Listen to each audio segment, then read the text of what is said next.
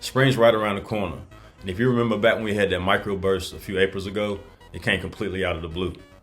And I mean that literally and figuratively. 1 minute the sky is blue and calm. The next thing you know, it opens up, all hell breaks loose. Again, literally and figuratively. Nobody wants storm damage. But if it happens, you want a team you can trust. Listeners of the DAP in the Hub podcast receive $500 off a roof replacement when you use promo code DAP. Here's how to apply it. Visit bluecollarroofingsc.com. Navigate to the online instant estimator. Enter DAP under project details before submitting. If you'd rather speak to someone directly, call the office at 803-670-0343 and mention promo code DAP. And let them know that you heard about Blue Collar Roofing through the DAP in the Hub podcast. Use promo code DAP and save $500 of your roof replacement. Now let's get to the show. Robert, so how did you first get into construction, and like what inspired you to launch Absolute Construction Group LLC? So originally I started when I was 17, started doing concrete pumping in Lancaster where I grew up. Stuck to that trade for 13 years. Thought that's where I was always going to stay. I loved it, but it's hard, extremely hard on somebody who is trying to raise a family and be a present dad. I still love the trade. If I could still do it in balance, I probably would be. But what drove me to start Absolute in the beginning was to just have more time for my family and create a legacy for my children. Okay, let's move that mic just a little bit closer to yourself. That's going to be okay. All right, can you hear me now? Yes, sir. Okay. I want to make sure everybody can. We're good.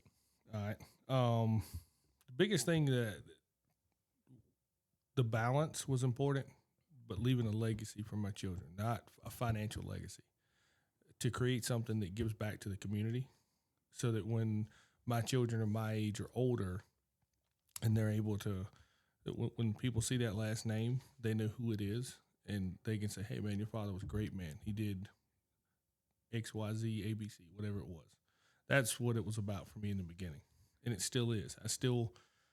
I do think that's the reason that the Lord brought me where he did to where I am, is to be able to give back to people. So that's beautiful, man. We both in the same lane, so to speak. Giving back to the community, going out. How can I help someone today be a positive influence, make a positive impact on somebody's life? And I always thought for years that the main way I was able to give back was just money. And it can be just simple as a compliment to somebody, just saying, hey, like your shirt. Thank you. Nice car. Have a great day. You know, whatever, just the smallest things. That's what I found out as I get deeper into my faith, is found out that that's, for me, that's what's paramount for people. Sure, you can buy somebody's meal and that does great, but just sit down and talk to them. You see somebody at a restaurant, older gentleman, older woman, see if they want to strike up a conversation. Just listen to them. Treat them as a human. We've lost that. COVID didn't help, but we've lost that personable aspect in a lot of what we do now as a society. And it's a little sad. So I do my little part to give back. Right. I'm glad you brought that up, because I was talking to Brother Meeks a couple of weeks ago about like the hurricane relief for the people in Jamaica. And we had a conversation about like doing like a GoFundMe and stuff. And in my mind, I'm like, brother, I ain't really got it like that. He was like, well, it ain't all about the money, like you just said. Like me contacting him and contacting my pastor and getting some people together to have conversations to connect with people to come up with a plan. I'm going to play my role one way or another. Yeah. You know what I mean? And that's why I love, after, you know, being like surrendering and just allowing God to have his way with me, I'm just moving. Moving and grooving, baby. Yeah. My devotional this morning, I got a buddy of mine that owns a business here in Rock Hill, and he's got these Yappy bracelets. Give him a shout out. Robbie and Kelly Tetherow, they own Catawba Wildlife Control. What? I need to get in contact with them. Birds, bats, squirrels. I think they do most everything except like snakes. Yeah. I think. He might do snakes out. What about skunks? Definitely. They do something for skunks. Bro, I know that. me and my, shout out to Jam, me and my cousin, like we had a skunk, because I had a garden in the spring right there in the backyard. I might got some peppers I can give you still back there, some jalapenos, but it was a skunk just lurking on the premises, bro. Like, and you can't do nothing against a skunk. You can't, you can't shoot it. You can, but that'll be a dumb decision, and it's gonna stink up the place. And if you get close to it, it's gonna spray. If you get freaked out, it's gonna spray or whatever. I don't know the exact like psychological behavior of skunks. I just But keep something my like distance. something like that. Yeah, like what are you supposed to do, and like what do they do? I would like to know, but we're getting off subject. Yeah. It says it's Acts 4:12. Salvation is found in no one else, for there is no other name under heaven given to mankind by which we must be saved. That was my devotional this morning. It was just hits me back again to that same point of everything I do, it's not for me. None of it's for me. It's all for the betterment of the kingdom. Yeah, we're here to serve a higher power, man. Yep, and we do. And that's what I'm doing. That's what you're doing, brother. And that's why I'm just grateful that you're here and we connected. I just want to give a little background on how we met real quick, and then we continue with the questions and whatnot. But both our daughters play volleyball up at the rec center. In downtown Rock Hill, I guess, technically. Technically, yeah, I think it's downtown. It's White Street, I think. Yeah. At the event center. And the event leading up to this weekend is going to be the SAC championship. That's going to be cool. That's going to be great to get to meet the collegiate players. They get to meet our daughters, and I think they're going to do like some little drills with them and stuff like that. I hope y'all coming out there. Didn't know about it, but that's a wife question. Okay. She probably got y'all locked in. Yeah, pretty sure she does. And we needed that dub last night. Yes. Shout out to all the ladies on the team, all the parents. Yeah. Shout out to coach, everybody that comes and supports. I'm so proud of y'all. We so proud of y'all. I just got chills. Yeah. They worked and earned that one. Yeah, they did. Now, so what does the name Absolute Construction Group represent to you personally, that name? The reason I named it that is partially me and my wife. So at the time, I was still doing Piedmont Exterior Solutions. That was the previous company that I owned and operated. And I was still in school to get my license. I knew how to do all the work, but I still had to have the licensure to be able to prove that I can do the work. And my wife was observing just about all the phone calls, because this was the same time we were trying to come up with the new company name. And she would say something about Absolute, and it just never really resonated with me. And she got it from listening to me talk to customers. And she's hearing me say, yeah, absolutely, we can do that. Yeah, sure, we can do that. Absolutely, we'd love to do that for you. So that's where it came from, is Absolute Construction. And now it's a different meaning now. It's a place of humility for us now. When I started the business 4 years ago, I hadn't came back into my faith yet. When I was younger, 21, 22, was when I first surrendered to Christ. And then after that, I kind of, unfortunately, went back into the world again, and I came back. But at that time, it was more of a, like, I'm the best, being very bragging about it. And now it's whatever it is that they need, we'll do it. Absolutely, we do it all, except pools and foundations. I don't do those. But for me, it's just a point of humility. That's what I draw back to every time. Humility is very important. And I do want to say this, especially on this podcast, I use the word absolutely a lot. So that's proof of that. So if I say it a lot, it's not that I'm trying to do some type of marketing scheme with him or anything like that. It's just proof that that the humility is important. Yeah. So what were the biggest obstacles that you ran into in your early days? And like, how did you overcome those? Probably the biggest hurdle I ran into was when I got through my school and working in the previous field that I did. I thought I had a lot more knowledge than I did. I had book knowledge, and that's great. Book knowledge is amazing, but the practical knowledge to take it from the book to do it is a whole different ballgame. Yeah, the applications. I thought I knew what I was doing. Yeah. I did not. I got schooled very quick from life and being a business owner. Overcoming that and surrounding myself with the people that I found business owners that they're not necessarily in the same line of work that I do, but they're trying to elevate themselves. And these people are doing millions of dollars a year. I wanted to surround myself with those people for business principles and tactics to understand, because there's two different sides to my business. The work side is great. I love it. I had all that mostly down pat. The part that I struggle and still struggle with is just being a business owner, going from somebody who hanging a tool belt on their waist for 20 years to actually stepping back and allowing those people that you hire to do those things that you hired them to do, relinquishing that control. That's the hardest part for me. Trying to understand what I think that's the biggest obstacle is the control aspect. A lot of that has been helped by my faith, letting go of my own fate, because I know that my Father is going to have. It tells us in the Bible, steps of a good man are ordered by the Lord. I've got to surrender and submit to Him so He can lead my life where it's supposed to go, not of my own will and my own volition. That's surrender step one, man. Yep, that's it what really it is, bro. It sounds like the hardest step, but it's actually the easiest. Surrendering right then and right there, that's great. It's like forgiveness. If you look up the definition of forgiveness, it is the continuation of forgiveness day after day after day. So that initial act of submission is easy. At least for me, it was. It was 2 months, 3 months, 6 months, a year later, still living in that same walk. That was the hard part. Every day of whether it's relationship, the business, kids, following that every single day, no matter what pops up, good, bad, ugly, and everything in between. That's the hardest part for me.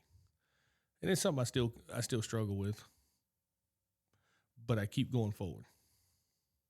Yeah, don't give up. Keep fighting the good fight, man. I'm with you. How did you decide to focus on high-end bathroom remodeling with like fast turnaround times? So we did the kitchens and bath model side of things because nobody else does it. And that's genuinely the main reason. Is just nobody else does it. So that niche was just sitting out there waiting for you. I'm sure somewhere in the U.S. somebody does it, but right. I did a couple weeks of research trying to find people that can turn kitchens and bathrooms in a week to 2. I couldn't find any. I'm sure somewhere they exist. It was just a niche that I had no desire, because when I got my license, my plan was to do like multi-family living, apartments, condos. That was my original game plan, because at the time I just seen money. That's where I wanted to go. That's what I was most familiar with. The Lord had a different plan altogether. He brought me around to this, and I think it's where I wanted to be altogether. I just didn't know where that was. He led me to that. Definitely. And just, I'm having one of those moments where we talked about before the podcast, but like, if you don't have any direction and you're trying to fill a void and you just feel lost, just reach out to me and I'll tell you what I did and how it helped me. And I'll just kind of show you the way the type of path that I took. And that's what I'm doing as far as to inspire people and help people. Because I've been lost. I was lost before. Yeah. You know what I mean? Yeah. I was going through these like cycles. You know what I mean? The dopamine cycle. Yeah. Like just chasing some kind of dragon that doesn't really exist. It's just negativity and it's evil. It's just the power of the enemy. And unfortunately, there's a lot of that going on now, on social media and stuff like that. That's why I'm just trying to enlighten people, show like give people their flowers, tell inspirational stories, and motivate people to make that change that they need to fulfill their goals and their obligations and be good fathers and mothers and family. And that foundation is based around Christ, in my opinion. That's what I know in my heart. Amen. Like I tell people, I'm not trying to shove it down anybody's throat, just watching, just observe. Yeah. Your walk will speak for itself. Absolutely. Absolutely. Now, what separates y'all from other regional remodeling companies? So, in my opinion, there's a couple different things, and I kind of go through this with most of my customers. You won't ever hear me when I'm in a customer's presence. You won't ever hear me talking down or bad to other customers or other companies. I can't attest to what they do. We can only attest to how we do it and why we do it. One of the big things we added 2 years ago was being able to see it before you buy it. Number one, there's a couple companies that do that as well, but the personal touches that we put into every project. It's our home concierge service, as we call it. We've got my business office manager, Megan. She'll go through. There's about an 8-page questionnaire. We talk with them. We find out the habits of the home itself. Okay, what time do you normally get home? Do you have kids? How old are they? Are they sensitive to loud noises? Do they have specific allergies? Do the parents, the homeowners, do they have specific allergies? We get on a very personal level with them because we're going to be in your house and we're going to be all up in your business for a week or 2 or 3. We're going to have to get to know each other. And I think that's what separates us. Like, instead of just putting up plastic to make a curtain wall, so to speak, we put in air scrubbers on the inside that we're working to make it, and they're HEPA at that. So we try to maintain as little impact on the home as we can. It is a construction zone. There's going to be noise. There's going to be dirt and stuff. But during the process, after the first week, which is demo and all of what we consider rough work, after that, I have a cleaner come in. She cleans the rest of the house, not where we're working, but the rest. So for anything that spilled over, and we change air filters in the home. One of the questions is, what size is the air filter for your HVAC? We change that. A lot of people nowadays have a lot of allergies to dust, dirt, paint, some of the chemicals we use, etc. Yeah. We try to mitigate as much of that as we can. Another thing that we do specifically for our kitchens is when we're done with the kitchen, what we do is part of that questionnaire is, what is the family's favorite meal or individual favorite meals? And I either have my wife, shout out to her, my mother, or the business manager, Megan. We get a very specific list, and it's not just generic list, but because every recipe is going to be a little different in like the brand of things that you buy, whether it be a spice or a type of noodle or whatever. We get very in depth on those questions. We go and we get those groceries the day before we end the project, and we put them in the refrigerator. Because the last thing you want to do, for most people, the last thing they're going to think about amidst the chaos of finishing their kitchen is, I got to go to the grocery store and get food. Right, that's genius. And I'd love to take the idea that it was mine, but it's actually my mom's. Okay. And that's something we do. Now, for bathrooms, I pay attention because I take a lot of pictures before and during. I look at the shampoos, the soaps, stuff like that. We get them a gift basket when we're done. Because when we take all that stuff out, sometimes, I know like in my household, if it's not right here in front of me, I'm going to lose it. Yeah. My wife and my mother keep great care of all that, but I'm not. So we go out and we give them a whole gift basket of everything that was in there before. That's beyond thoughtful. And that's that personal. Yeah. For me, that's that personal aspect. And I don't do it just to get kudos. Money comes and goes. When you focus on building relationships, yep. That's what it's about. I just got chills again. Yo, yeah, shout out to your moms. Does she come to the games? She's been to a couple of them, yeah. Okay, introduce me next time. She wasn't last night. She was sick. She okay? Sinus infection. It's stuff going around. The flu's going around. Everybody take do what you got to do to stay vigilant out here for your immune system. Sanitize your hands a lot. Yeah. Now, how does offering in-house design, and that's like the CAD or CAD, and building create a better client experience, would you say? So what we figured out was a lot of our customers, when you're holding up one or two pieces, if you're holding up a paint swatch and a piece of tile, you can see that. But when you're holding up the type of floor, the color of the vanity, the wall color, the shower valve, the tile in the shower walls or the floors, you start putting all these pieces together. Very few people we've ever met as customers can imagine that all in one space. It's very hard. I know I can't. I'm not a creative person like that. Don't ask me if colors look good together. Don't know. I can build you whatever you want, but that design part of it, that's not me. Right. So the design is twofold. So we have McHenry Designs. Shout out to Michelle. She does all of my interior designing, and she manages the flow of the project, so to speak, that everything works together. And then we have M33 Designs that does all of our kitchen files.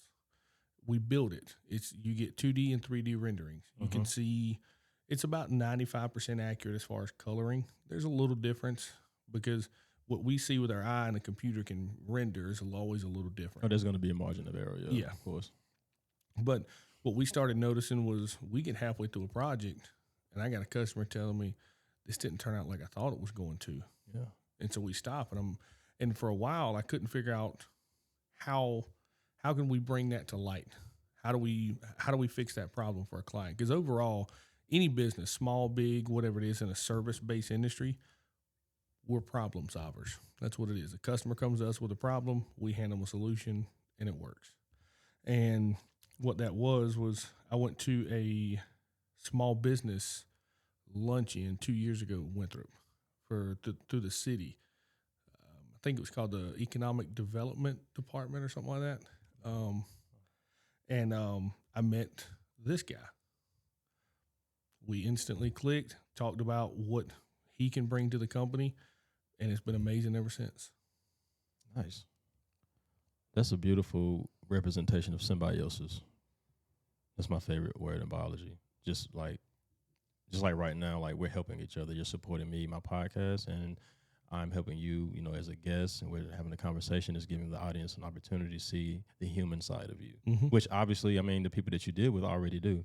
But people that haven't heard of your company, hopefully, they get to see it. You get to see it. Yeah.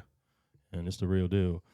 How do you ensure both luxury level precision and 2 to 3 week project completion? Planning.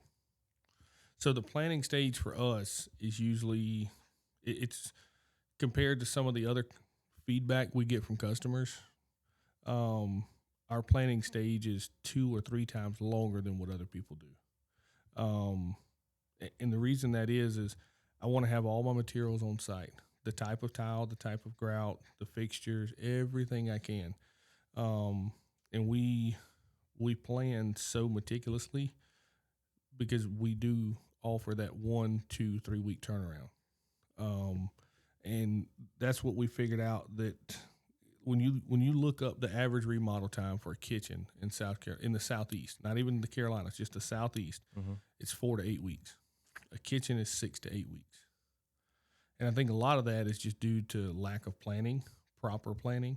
We go through, we use a software called LiDAR. We go in with 2, looks kind of like a basketball or volleyball.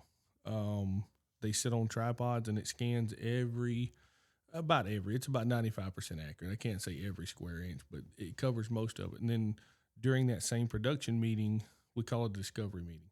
But during that same discovery meeting, I'm also there with myself, my interior designer, and my in-house designer.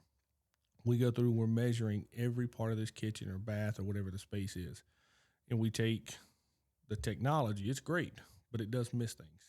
It works off of radar, basically.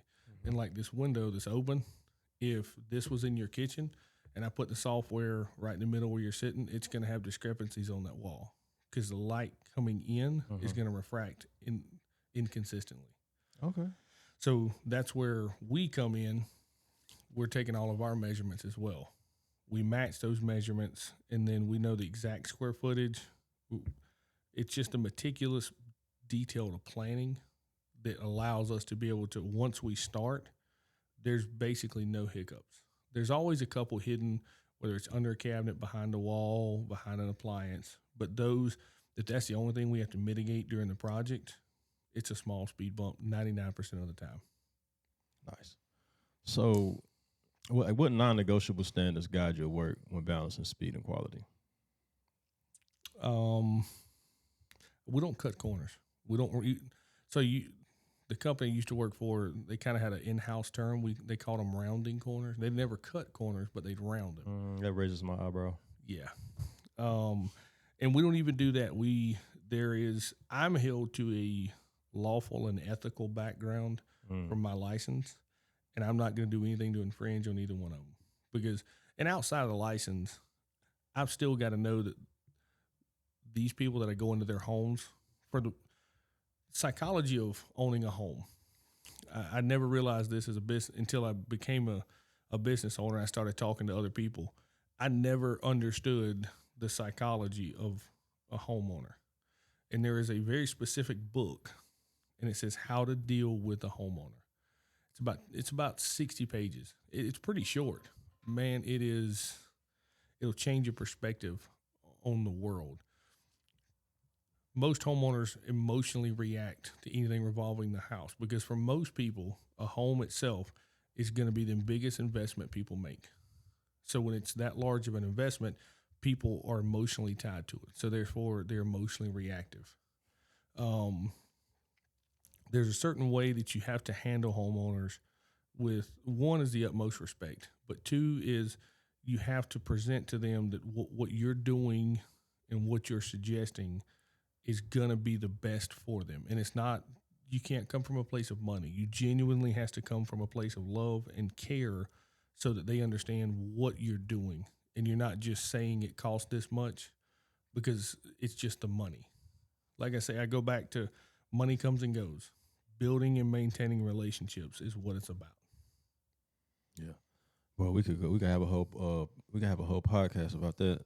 Yeah. Not serving two masters and the importance of building relationships with people because you can't take their money with you when you go to the next.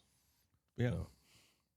Now, can you share a transformation story that captures what your company stands for? Reflecting back. I got a couple of those. This one that stands out to you off the top of your head. The Waters Kitchen. It's a client we have in Charlotte. So that one was largest, not by monetary standard, but just the size of the kitchen. Most average kitchens are, you look at like your production homes, your Ryan homes, stuff like that. They're around 200, 250 square feet roughly. Mm-hmm. This one was 1,400 square feet for a kitchen. And on the back side of it, it has what's called an auxiliary or scullery kitchen. So it's a kitchen within the kitchen. So this is a pretty large house. And on top of that, the wife is a chef. She runs her business out of the kitchen. So we had to so there's two kitchens in the house, the main and the scullery. Mm-hmm. Her business operates out of the scullery kitchen. So we're trying to remodel both. The main kitchen, we had to tear apart, not interrupt water, power, gas to the auxiliary or the scullery kitchen because she still has a business to run 7 days a week. Right. She's got 4 employees. I mean, they stay humping in there. I mean, they're cooking. And, I mean, J.A. Catering, by the way, shout out to them. Their food is amazing. I'm going to jot that down. As a gift back to us, she made us, me and the crew, a whole spread. Man, it was like Thanksgiving. Yeah. Ham, turkey, mac and cheese, collard greens, pinto beans. Man, it was amazing. Mm-hmm. So that one was probably the most challenging because they have a shared wall. And in that wall, all the power, the water, everything comes through. So we had to be able to separate and give her access in and out and keep it sanitary at the same time. So she could serve her clients while we're building her kitchen.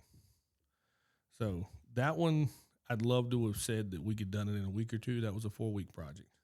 90% of our jobs we can finish within 5 or 10 business days. That one was the exception, not the rule. And that one was 4 weeks. Yeah, my aunt is actually looking to get some work done in my grandma's house in York. Okay. So I'm gonna get y'all connected. Yeah. Like for real. Yeah. Shout out to my Aunt Letha and everybody else on California Circle, all my cousins, all my family, everywhere. And so what would you say is the most challenging remodel or client request that you've encountered? The most challenging? Would that have been one maybe, or you have something more? Yeah, the Waters. That was it. The only other one that comes to mind is we had a customer, her family home, she doesn't live in it, is here local in Catawba. She lives in Canton, Ohio. We redid her family home middle of last year to get it market ready. And she called me out of the blue about 3 or 4 months later and said, "Hey, I got a question for you." I'm like, "What?" She was like, "Would you drive up here to Ohio to try to figure out what's wrong with my house?" She said, "I've had 3 companies out. They can't give me no answers." Sure. So we drove all the way to Canton, Ohio, figured out what's wrong, stayed 4 days in a hotel, and drove back once we got it fixed.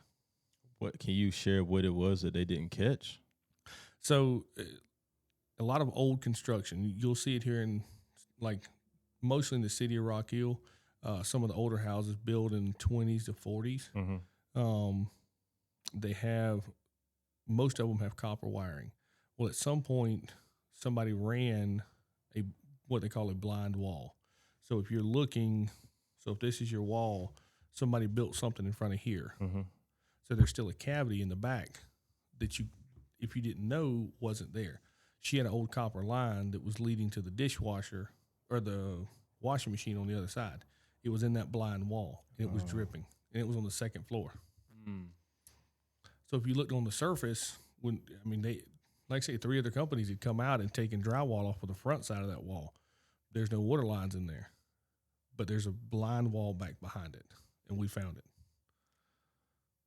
That's wild, man. That's very impressive. And what else is impressive and sticks out to me about this interview, this conversation, is that, like, I know a lot of people complain about, like, construction and renovation places, like, not completing the job or, like, dragging it out, taking too long. And it sounds like you're the remedy. We try to be. I mean, I've got a customer that just reached out to me last night after the game. I was standing there talking to one of the parents of one of the kids I coached on my son's flag football team. Okay. She ran into somebody. She introduced me, and I just happened to overhear her complaining about the current company she had. They started their bathroom in July. What? July. And the only thing that's been done is demo and paint. That's 4 months, man. I had to count on my fingers. Yeah. That's And basically about 5 because December's right around the corner. the parent looked at me and said, "Well, he's a GC. And I've done her kitchen. We'd done her kitchen back in the summer. It was 2 weeks. We were in and out." Wow. So she, we exchanged information, and when I leave here, I'm going over there to see her. Wow. I got a 4:30 appointment to see her house.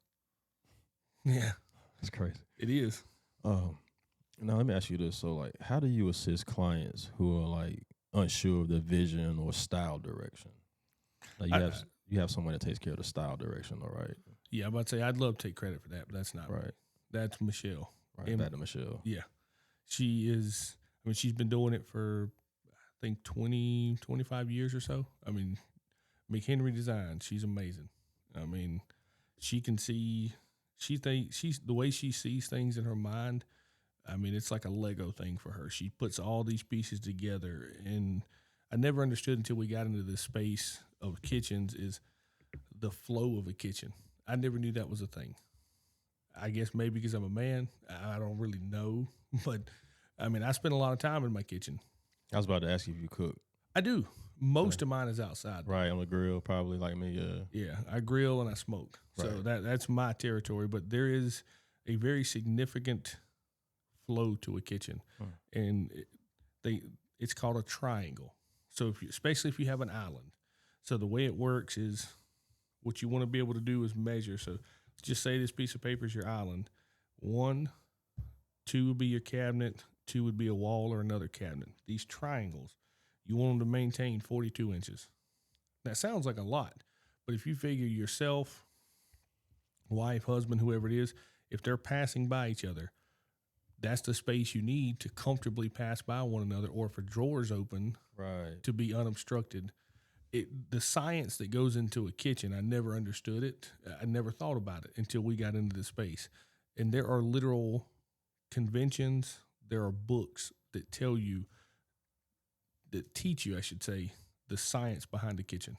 It is astronomical, the level of psychology that goes into this stuff. It's crazy. I never would have understood it until I read it. And then once you read it, it all clicks. The light bulbs hits. But I never knew there was such psychology behind it. I respect and admire the fact that you did your research. And look what came of it. You're doing your own research. As we talked about earlier before we started, I got this ADHD thing.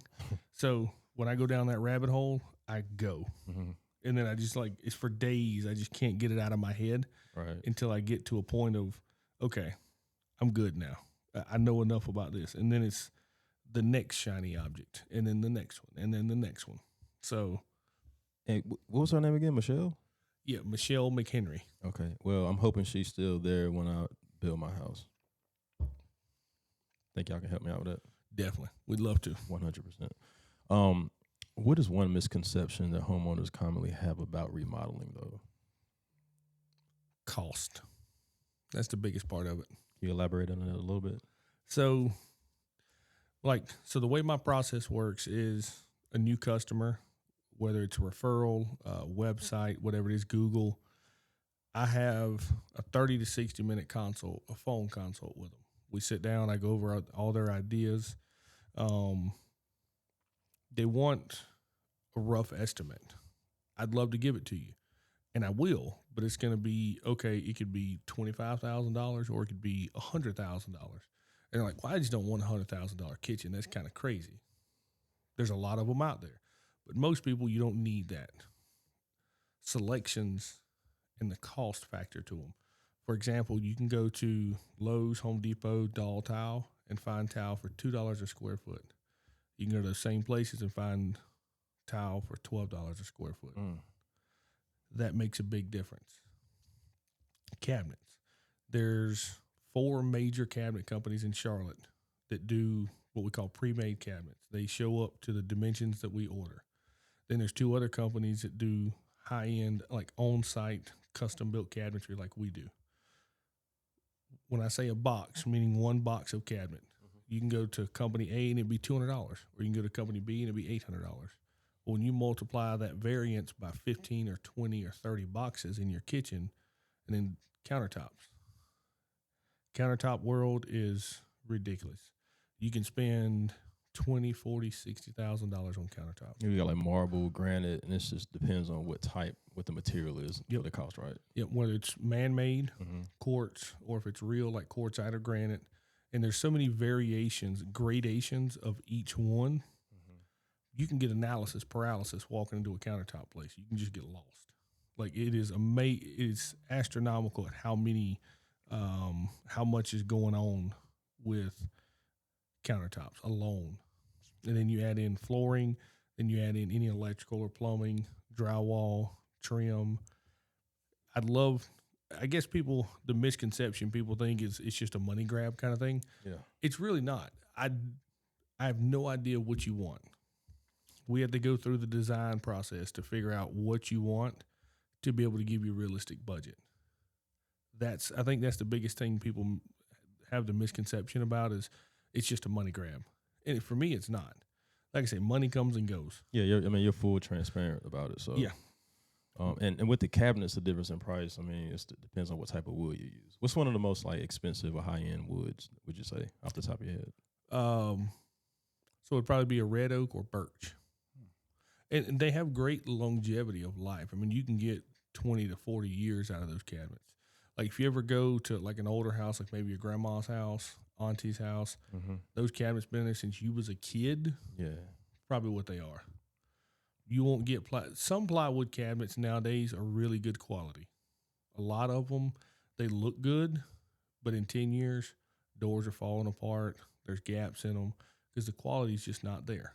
And that's that's the biggest thing is I go back to that selections, because you can go to, say, Ferguson, for example, plumbing supply store. You can go in there and get a single faucet for your kitchen that's $2,000. Or you can go in there and get a $200 one. I don't know what people want just off of a 30 or 60 minute conversation. I don't know what they want.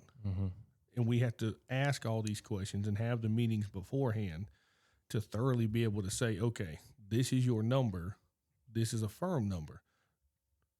Good, bad, the ugly, whatever it may be. Then usually what happens is they go in there and they tell me all this they want. Then they get that number. They're like, oh, it's a little high. What can we do to bring that down? Right. And then they start looking at their selections, and I'm like, well, we can sub this and this if you want. I'm not pressuring you. A lot of people think that, like, one thing that I know specifically do different than most every company I know of, I don't mark up materials. So what I pay for your materials is what you're going to pay for your materials.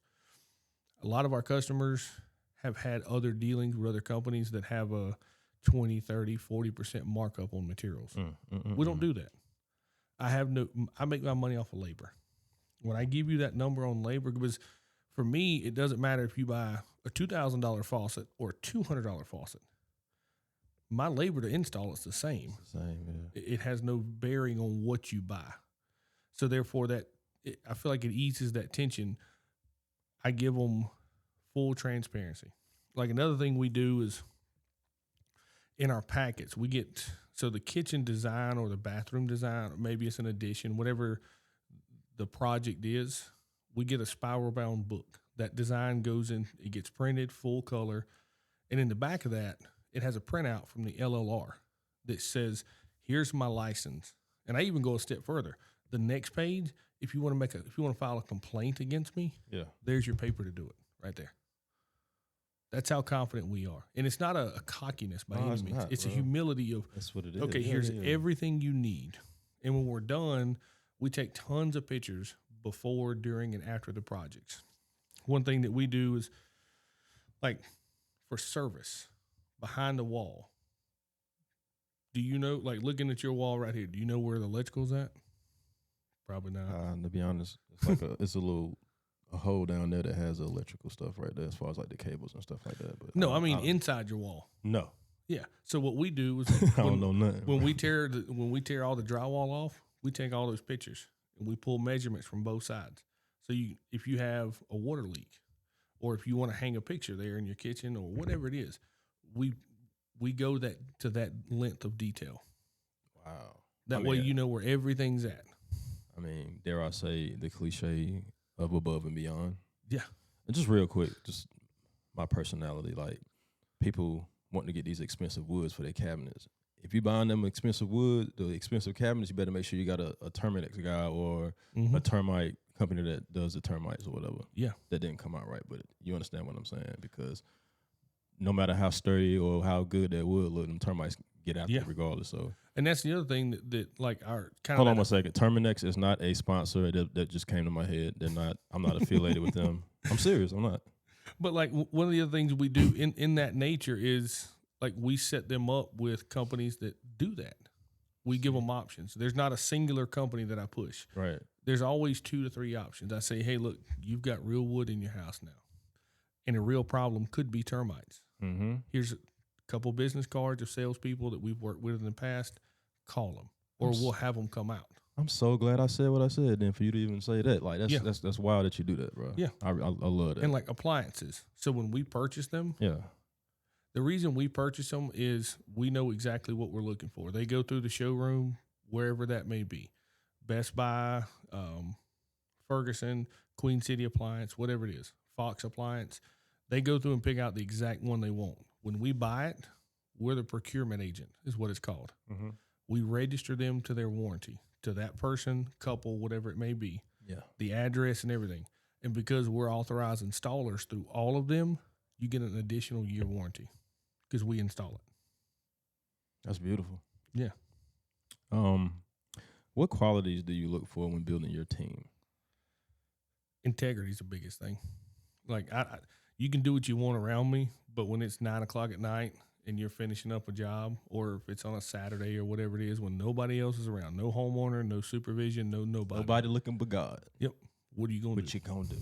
That's exactly what that, and communication. Right. Effective communication is a rarity. And it's something that I say that to myself.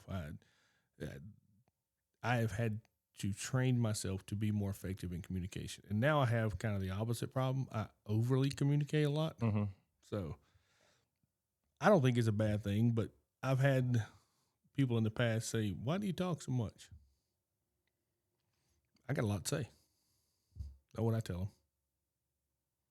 them. I was going to say something, but you articulated that well. I mean, it's just like, how dare somebody say you talk too much? Yeah. Maybe they should listen more. How about that? That's what I feel sometimes You know too. what I mean? But yeah. Or you, how much time we got? You talk as much as you want to. Yeah. For real. Well, I think for me, it's the biggest thing that I bring to the table to my customers as a business owner is I need to bring you all the information you need to make a decision of whether it's bathroom, kitchen, addition, whatever it is. I'm going to give you all this information. And if you don't go with me, that's cool. If you hire somebody else, I told a lot of people that's turned us down for jobs, hey, like we've compared apple to apple, their quote, my quote. Mm-hmm. They're like, I'm just not understanding why they're cheaper. I'm not sure either. But if they get in here and they start doing something you're not sure about, give me a call. I come back over. Because like I say, for me, money comes and goes. It's not about money. It's about building and maintaining those relationships and transparency. The world of general contracting has got out of hand with people that overpromise and underdeliver. And I try to bring a refreshing personal touch to it in everything that I do. That speaks volumes, bro. I dig that all the way. How do you measure internal success, like timeline, craftsmanship, client satisfaction, referrals, stuff of that nature? Client satisfaction, that is paramount for me. I mean, we've went above and beyond to what our normal above and beyond is to be able to make people happy. And I mean, it's just little things. Like we had a client in Gastonia. Her mother loved to read. So what we did was, like, we do this for all of our customers, always some little personal thing that as we're going through the project, I'm talking to them, I get an idea of what they might like. Mm-hmm. I just throw out little random questions here and there. They don't even realize they're being interviewed.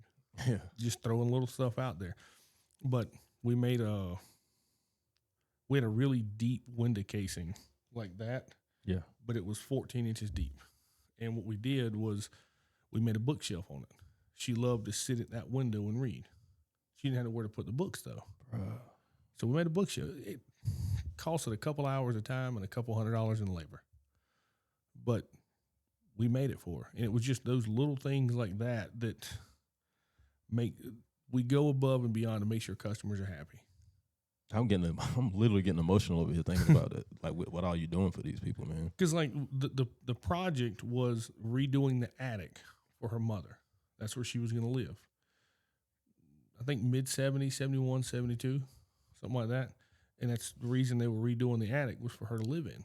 They wanted to get her out of the facility she was in. Yeah. So that was the purpose of it. And instead of using stairs, we put in the elevator to take her down to the second floor. Yep. Now, did you charge them for the elevator? Yeah.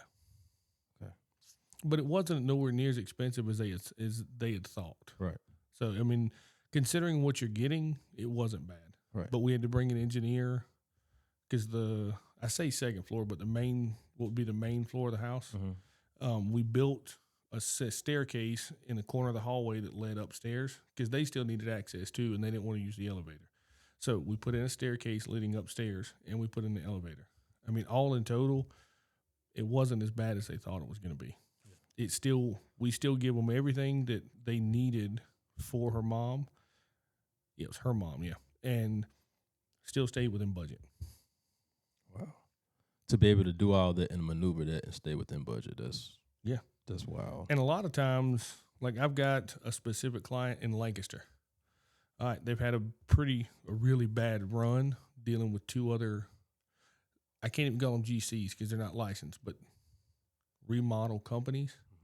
Mm-hmm. The wife wanted a very, very specific sink.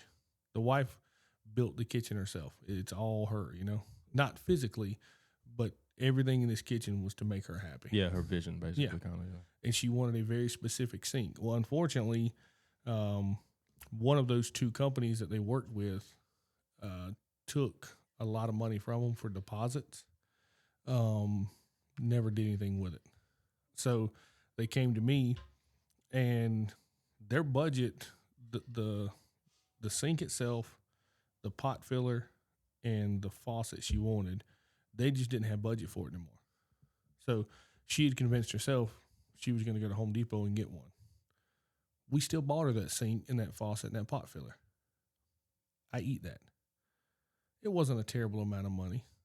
At least to me, it wasn't. Made her day. Because of all the stuff she had been through, I figured that's the least little bit I could give her. You know? Yeah. And it brought a little bit of joy. Absolutely. I mean, I'm still friends with them. She'll call and text, ask about the kids. I mean, it was just, once again, it's that building and maintaining relationships. That's what we're doing. Yeah, that's what it's about for me. It is. Amen to that. Now, how hands-on are you today? And how do you stay connected to the craft? I still wear a tool belt 2 or 3 days a week. Okay. Yeah. Because, I mean, the way I look at it is, like, the difference in a boss and a leader is I'm not going to tell you to do something that, 1, I haven't done, and 2, I don't know how to do. I'm not going to critique my people. There's certain parts of this, like, for example, countertops. I'm not a countertop guy. I don't know how to fab them. None of that. I know how to install them, but I can't go to my countertop guy and say, man, you can't do it that way. You need to do it this way. Or why are you doing it? No, I can't do that. That's not right. And that is, to me, demoralizing, going to another business owner and saying, hey, you don't know what you're doing. When I don't even know what I'm doing. How am I going to critique your craft when I don't know what I'm doing? You know? There's people out here that do stuff like that. All day. That micromanaging aspect, I have no desire of it. None at all. But for me, staying true to my craft is listening to the people that I hire, whether it be an employee or a subcontractor. What they need, I listen to. And I'm not going to push them. I'm not going to bully them. We don't beat them down on price or nothing like that. They know the expectation that I have. And when we do our pre-construction meetings, we call them pre-cons, they tell me, hey, man, I see a problem with this wall. Because I can't see it all. I can't know it all. That's the reason I surround myself with professionals that help me elevate. And they say, hey, there's a problem here. Okay, I'm listening. What do you need? What do you want to do? How do we need to change this? Whatever the case is. That's how I stay true to my craft. And you're open to the people that work with you and for you. You're open to their ideas, right? Absolutely. What kind of message do you think it sends to, I guess, even like your customers, but definitely like your employees, if an employee comes up with an idea, right? And it's a good idea, but like a manager shuts them down. Then after that meeting, it's like all of the peers, the coworkers are like high-fiving that customer saying, thank you for saying that. That's a good idea. Like, what kind of message would that send? I know for me, when I was in a position, not as a business owner, and those exact same things happened, it little by little ate at me and tore me down and devalued me, because these are things that I'm telling my boss, and then he's shutting it down. And then he turns around and goes to either upper management or client and says, hey, what do you think about this? And then takes the credit for it. Takes everybody. Yeah. I don't do that. That's wrong. I don't even know what word represents that in the English Webster dictionary. But infuriated is a start. Yeah. I had a similar situation, man. But honestly, I'm glad it happened, because it was just like more confirmation that I don't belong here.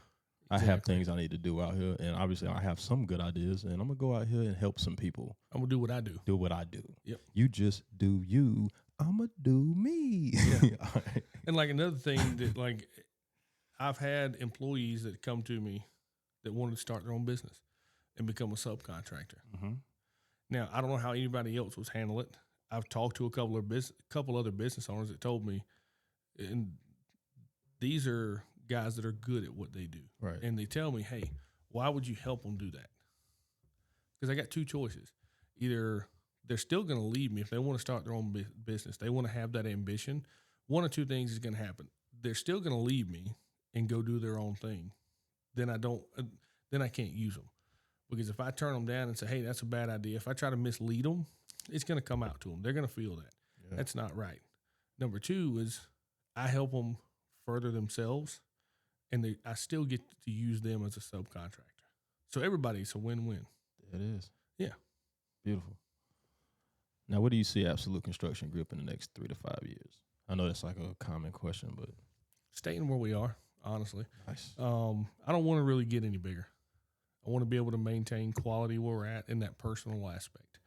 What I've been focusing on, what my 3-year goals are, is just tighten us up on efficiency, so to speak. and continue going into that, narrowing in on that personal aspect and taking our craft, what we do, and just being better at it. Right, but you're still like open to like new innovations and stuff like that. Whatever's going to help the process, make it more efficient and stuff like that. You're just not looking to really expand geographically. No, I really don't. I mean, we stay pretty local to the Charlotte area. Like I say, I mean, we've had customers that have had either separate homes or like Airbnbs. We've went to the mountains North Carolina and Tennessee numerous times to take care of that. Charleston. Ohio. We did that, but geographically, I'd like to stay the size that I am. Maybe grow a little bit, but overall, just kind of continue to dive further into our craft and continue to serve our customers the best we can. Like we talked about this for the podcast. I'm not a tech guy. I didn't understand the capability of technology and what it could do for me. Right. Like that LiDAR system. Mm-hmm. All I could look at was the money side of it, because it's expensive. It serves its purpose very well, but it's expensive, and I didn't want to do it. But there's other companies out there that are having that competitive edge, so to speak, because a lot of people, they look at technology, they look at a company that doesn't use technology, especially like our generation and younger. They look at that and the first thing that comes to mind is antiquated. They don't feel that they're up to date. Right. So we started incorporating technology, and it's been one of the best things I've ever done. I mean, honest to God, it is one of the best things we ever did. It makes the process, it has its own quirks, don't get me wrong, but overall, it provides a much better service to the clients. Yeah, I mean, you're not regretting it, and I'm sure you got your return on investment. And that return on investment might not even be like dinero right there, just those relationships that you're building along the way as well. And that's what it's about, is being able to just better serve, increasing that efficiency, not only for us, but for the customer. Right. I don't really think, as far as a timeline perspective, we can get it less time. I mean, like we did an entire kitchen remodel. We went all the way back to the studs in the kitchen. All new drywall, countertops, floors, cabinets, everything, paint. We turned it in 5 days. I don't think we can get much less time. What we can do is increase efficiency on how long we're there. So instead of we're there from 7 to 6, maybe start trying to work it to 7 to 4, 7 to 3, or be more efficient in the amount of product we use, be more efficient in just any of the deficiencies, just becoming more efficient in it. That's what my focus is for the next 3 to 5 years. Like I said, I don't want to get any bigger, because for me, don't get me wrong, this business is my baby. Mm-hmm. But what I've learned through this is outreach. That's where my focus has shifted to. So, also, Good Hair Barber on India Hook. For anybody listening, we're doing a food pantry. All you got to do is go in there, take what you need, leave what you can. These are a lot of uncertain times right now with things going on in the government, and we got holidays coming. Take what you need, leave what you can. That's the whole purpose of it. Myself and 8 other businesses, we've come together, and individuals as well. We've got a food pantry there. It's all non-perishables. You can help out. If you want to donate to it, take the food over there. If you need the food, go in there. There's no questions asked. There's no looks. There's no judgment. There's no nothing. You walk in, there's a thing of bags. You get what you need, leave what you can. That's it. Is that where you get your haircut at? Yeah. You know Jonathan? Yeah. Shout out to Jonathan. What's up, bro? Holla at me, man. Like, what's up? Shout out Renee King. That's my barber. Cool. She goes by Lee. Yep. Yeah. I used to roll with Jonathan when I did jiu-jitsu over there. Rocky Hill BJJ. He's a beast. Great guy. Super good dude. Let's talk about this men's group that you had mentioned to me a couple of weeks ago. So what's the name of the, can you just talk about it, I guess? How did you get into it? Is there a name for it? And So how I got into it is the 2 guys responsible for being obedient and listening to God, first of all, He's the owner of the business I mentioned earlier, Catawba Wildlife. His name's Robbie Tutherow and Q Stewart. This was their idea, just kind of spitballing off of each other. Originally, the plan was to be kind of it was a two-part of fitness and mental health. Because we both know the correlation of those two. I'm big on that, bro. Yeah. And that was the original plan. Right. But God. So they had their first meeting first week of December. I wasn't there for that one. I ran into Robbie. So that was Monday, the first Monday last year. I ran into Robbie at Home Depot that following Thursday. He told me about it. He said, "Hey, man, come on out." Mm-hmm. Great. He hosted at his house. And through the evolution, we're about 25 members strong now. Yeah, in less than a year. So it's called Busting Heads and Breaking Chains. So I love that name. it's the wordplay. Like the busting heads that's what men do. Right. We bust heads with each other. And the breaking chains is just that. The point of the group is it's spiritually led. We get a word in by somebody. There's no leadership per se of it. We're all equal peers in this. We're all business owners, men that lead our home spiritually. 90% of us have at some point had some battle with addiction of some sorts. We uplift each other. Originally, kind of the name was a men's enrichment group. That's kind of that was the original term for it. And it's just that in the Bible, it talks about planting seeds. It talks about enriching that soil so that those fruits can grow. That's what we're doing. I mean, we've came such a long way in this. So once a month over at House of Agape, we feed the homeless. We go sit down, and it's not just a feed. We sit down, we talk to them, we engage with them, we listen to them. We hear them, we see them as people. So often the homeless community gets overlooked. They made their choices. Yeah, they did. I'm sure of that. There's cases of people that I've talked to at that homeless shelter that it was just a series of unfortunate events. And a lot of them are veterans. Bruh. So many of them are veterans. And it's ridiculous that we can't take care of our own people.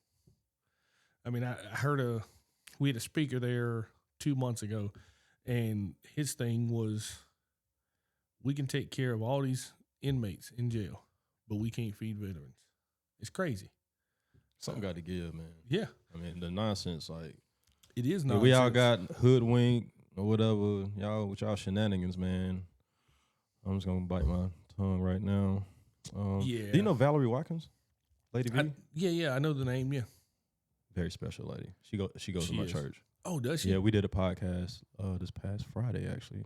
It'll be releasing sometime soon. But she is huge in the community, and when it comes to like feeding the homeless and stuff like that, like we actually have a Thanksgiving brunch. Okay. At church. Cool. Like on Thanksgiving Day, we're going to be feeding the homeless and stuff like that. So it's gonna be great to get back to them and help them out. But yeah, the group, man, it's so we have correlation of groups. So we have on Monday nights we have the men's side. All right, and then the women's, I could be wrong, but I believe the name of it is Called and Courageous. Okay, and what time? 6 p.m. Okay. The men, same thing, 6 p.m. When volleyball's over, I'll probably be able to come check you out. You know what I'm saying? Yeah. Please do, man. We'd love to have you. Thank you. I mean, man, it's just a group of men that we've all lived of the world and for the world for years and years, and God called us to be something greater for Him.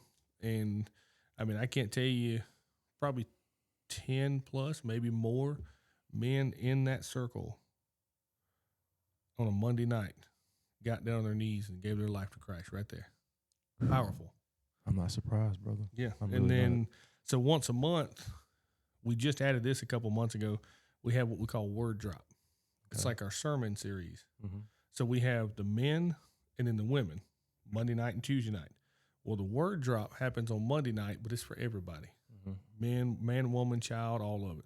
All the kids stay out. There's a couple adults that rotate through stand outside with the kids, make sure they're good. Okay, I'm glad you mentioned that because I was going to ask. Yeah, Can I it's bring kid Lyric friendly. with me? Yeah, absolutely. Oh, yeah. My kids are there. Yeah. I mean, yeah. Oh, that, she'll love that with Aurora. Yeah. It's very it's family oriented. That's the whole purpose of it. And like, for example, like for the women, all right. And I've told a couple men this. Okay, if you want to, like for the women to come, say you got a kid or 2 or 3, right? Mm-hmm. Come hang out at my house. I got my kids. You got your kids. We kick it. Kids play. It's all great. Right. So, and they're like on Monday nights and Tuesday nights both. If you need it, if man comes or woman comes, say it's single dad, single mom, there's childcare there too. One of the guys in the group, he always brings his daughter. She's 18. Another guy's got a 14-year-old daughter, I think it is. Yeah. I think she's 14. They watch the kids. Ain't nothing going to happen to them. They're in good hands. So we try to take out, because life be lifing, man. I mean, and sometimes it just works out your situation. You don't have people to help you. The purpose of this is to create a community. And trust. I was going to say trust is big. Yeah. I totally trust you.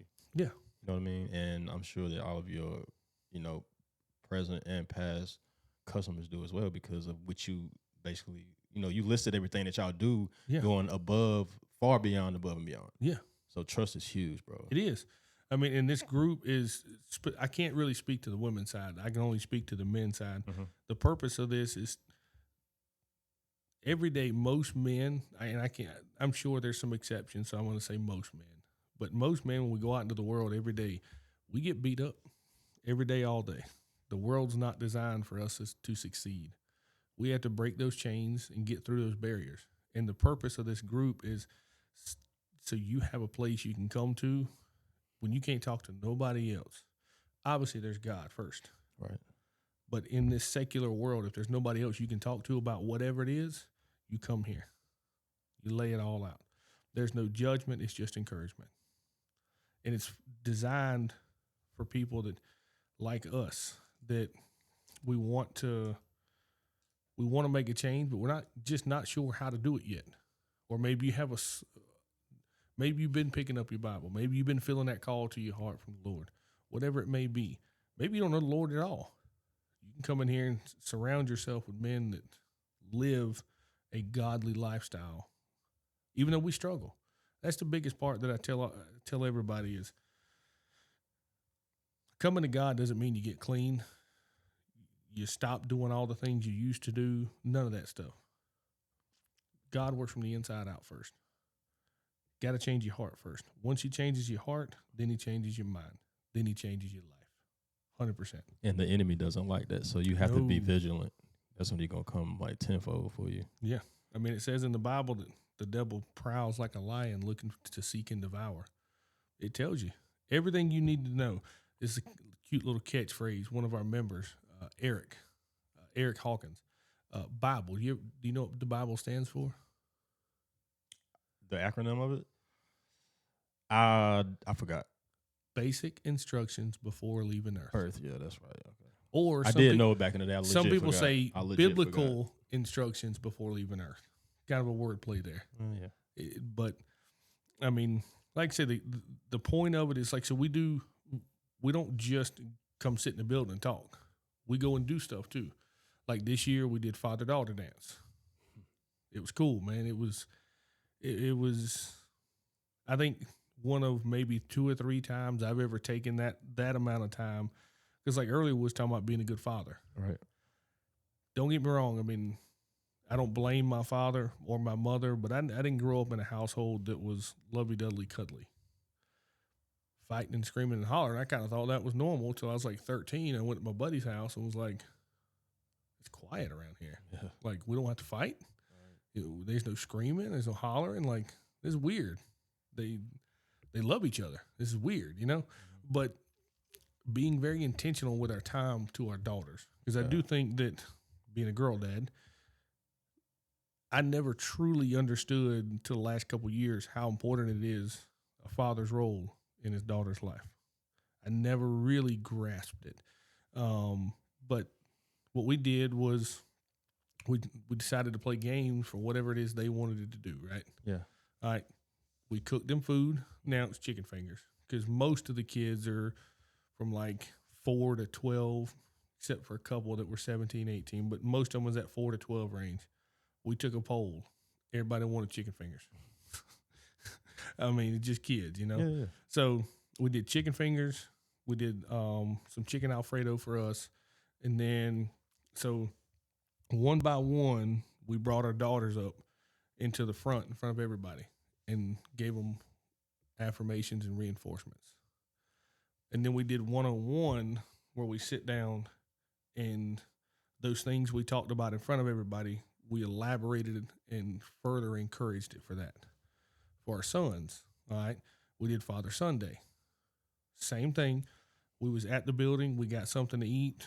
We did that encouragement, and then we took them to a Charlotte Knights game. So it was fun. And then we did date night where no kids were involved. It was just the husbands honoring the wives. Mm-hmm.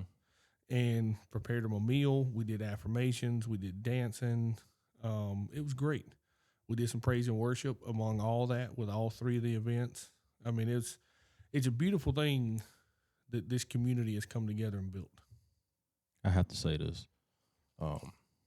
Thank you first and foremost with what you got going on.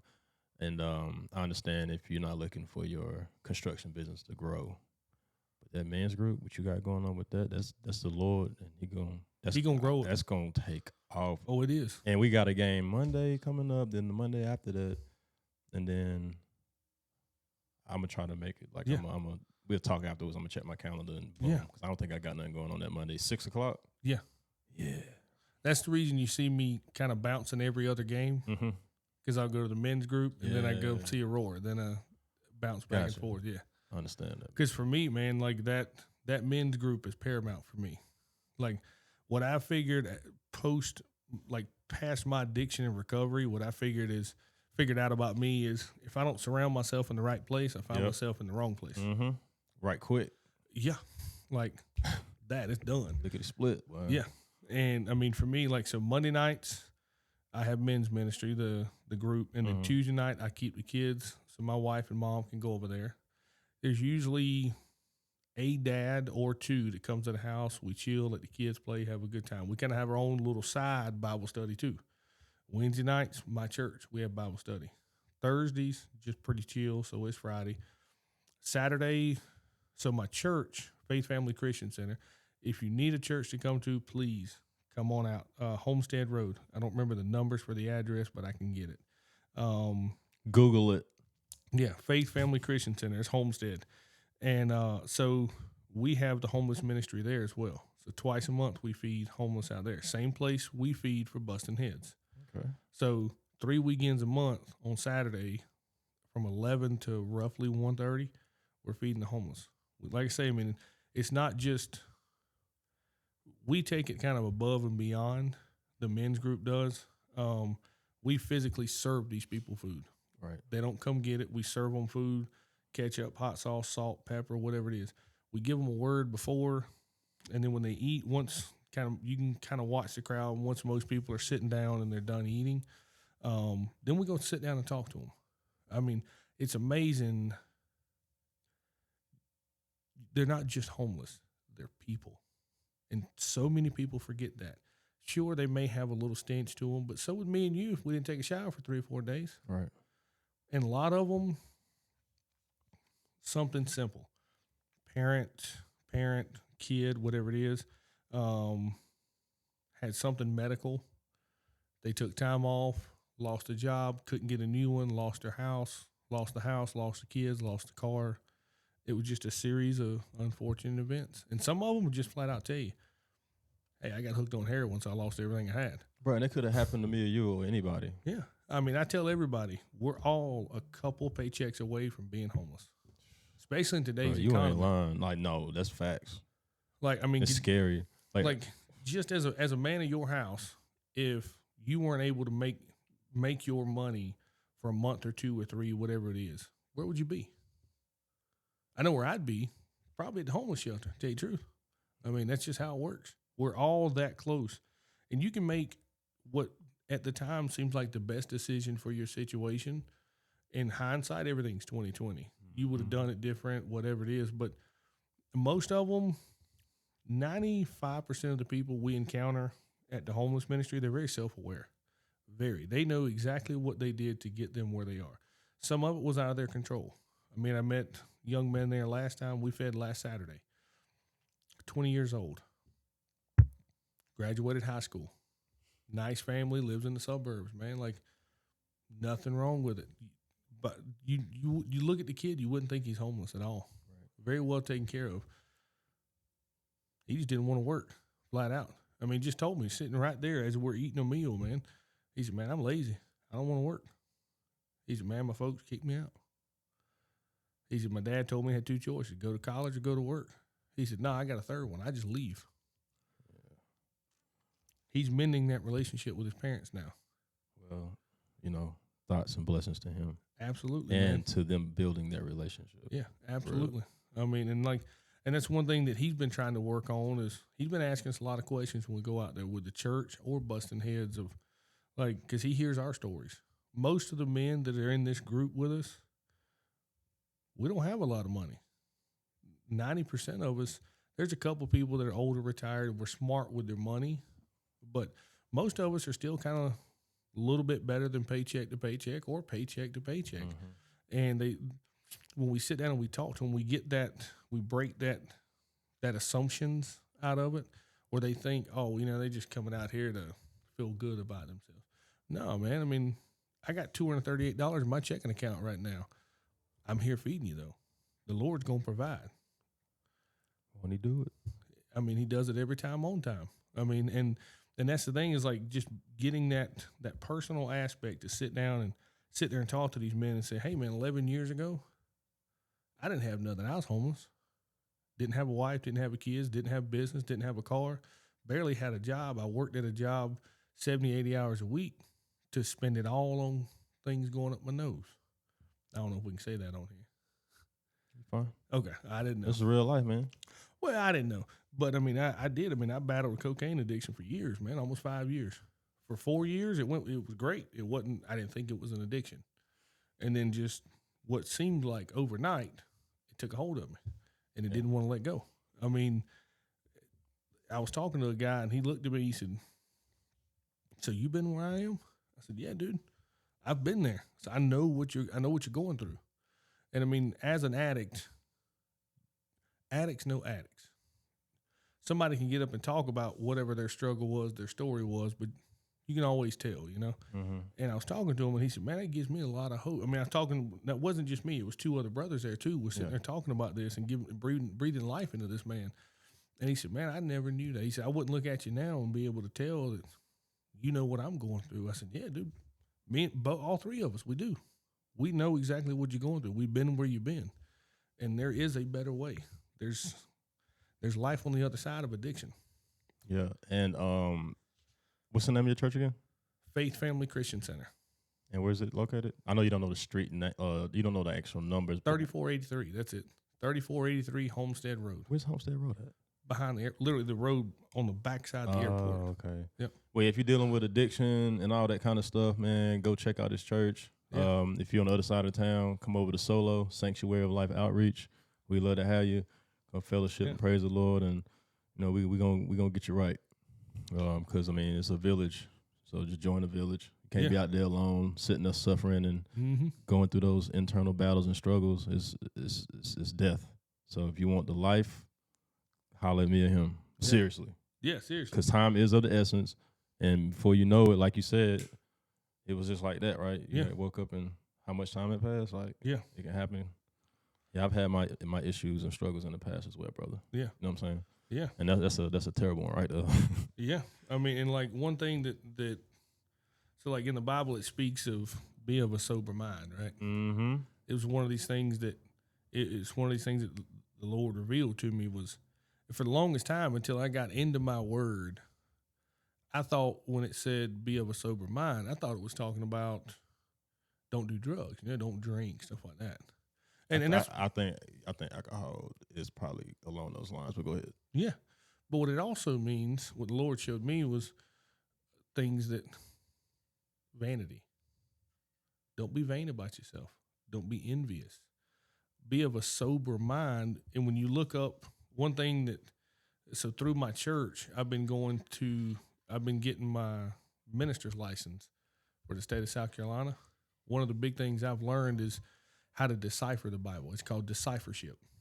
And what it does is it breaks it down to the words, not the root of the word that we use it for, but what it was used for then. Like sobriety, it's not sobriety, but sober then. That there wasn't an affliction of alcohol or drugs back then. They had it, but the word sober back then meant being free of the devil's challenges. Oh. So like being envious of your neighbor, being greedy, things of that world when that word was used then. Don't get me wrong, it was synonymous with drugs and alcohol today too, sure. Yeah. But what it really meant was those things of the 10 Commandments. Don't keep those things in your heart. Right. And with the alcohol thing, they didn't have like liquor back then. They didn't have distilleries back then. So it was just like wine, whatever else they put with the wine. But my point is like what I learned from my personal experience, I ain't speaking for nobody else, but drinking alcohol definitely hindered my relationship with Christ. Mm-hmm. And with that being said, my relationship with myself and also with all of my loved ones. Mm-hmm. So, yeah. One thing that like everybody's got a different idea on therapy. Mm-hmm. I wasn't a therapy kind of guy till 3 years ago. Now my therapist is very biblically centered, so it's a little different. But what I learned was like emotions. When I was a kid, I wasn't taught how to process or communicate emotions. So for me, as a man, it come out when I got older as just anger. Right. When I was scared, I wasn't scared. I was, but I didn't know how to communicate that. I didn't know how to feel that, to differentiate those emotions. So it just came out as anger. I'm mad. Well, if I was sad, I was still. If somebody hurt my feelings or I didn't like the way somebody said it, instead of processing it like a grown adult, it just all turned to anger. And for me, what I realized was most of us have a very unhealed child in us, and we're going to continue to pass those traumas to our children and our wives and our husbands, whatever it is, until you can heal those parts of the child from when you were a child. That's what I've been working on the last 2 years, so that I don't pass all this negativity and this trauma to my children. I'm glad you said that. I'm big on therapy too. I had a therapy session last Wednesday, I believe it was, and we tapped into childhood trauma. And he said, "You should write a book." He said he was telling me I should write a book. A couple of people have told me that, but hearing it from my therapist, I was like, "Wow, it's kind of tricky though, you know." It is. You don't really want to put your family out there like that because it's a lot of personal stuff. So I don't know about all that, bro. I mean, I am gonna write a book, but as far as certain things, I'm not gonna. Yeah. Maybe I should do a fiction. There you go. That sounds like a good idea. And do it like in a way of storytelling. Yeah. I think that might be my niche, man. My lane, bro. That'd be a good one. Yeah. Yeah. That way you get the point across. Right. And like with my family, like, I mean, I said earlier, like, I don't blame my parents. Like, they did what they thought was best. I don't blame them for it, because for so long, I wondered, man, why did I grow up so different? Why did I have to go through all these things?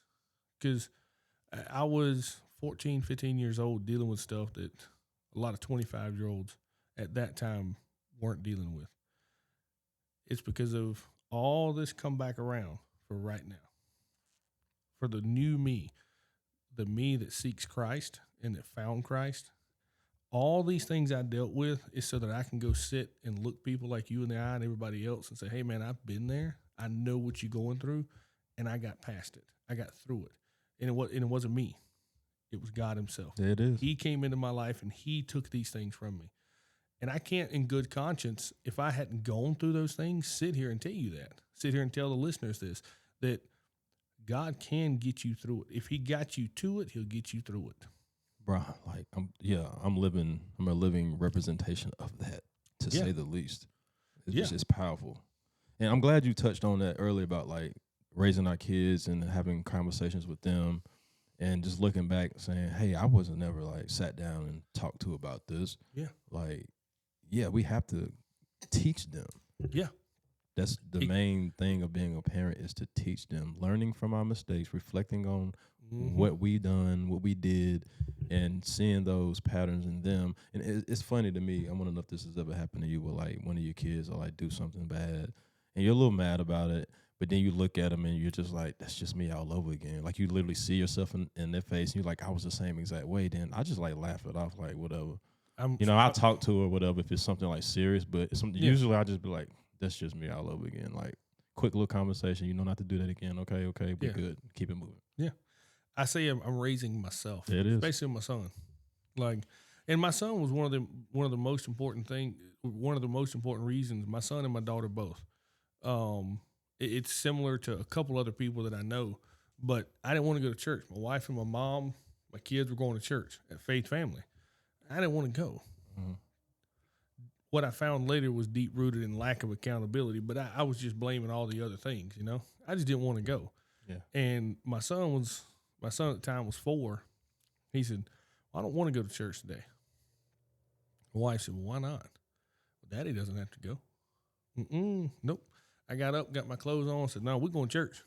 I went out of pure obligation to show, because I wasn't going to be the one. Don't get me wrong. At that time, I didn't want to have a relationship. I didn't want to be held accountable from myself, from God. But I wasn't going to hinder my child. I wasn't going to give him an excuse. So I went to church out of obligation for many weeks. And then the Lord started working on me, little by little, little by little. And now, I'm the men's ministry director at my church. I'm a part of Busting Heads. I've got another ministry, Pastor James Sugart. He has a charity called Rescuing Souls. He works for Pathways Community Center over there, the Havens Men's Shelter. And what he does is this man goes all over the U.S. He was in Washington 4 or 5 weeks ago. He preached in front of the Mall of America, the White House, the Pentagon, all that, preaching the gospel of God to hundreds of thousands of people. Massive movement up there. And so what we do is it's him. It's not me. It's his ministry. I just help him out with it.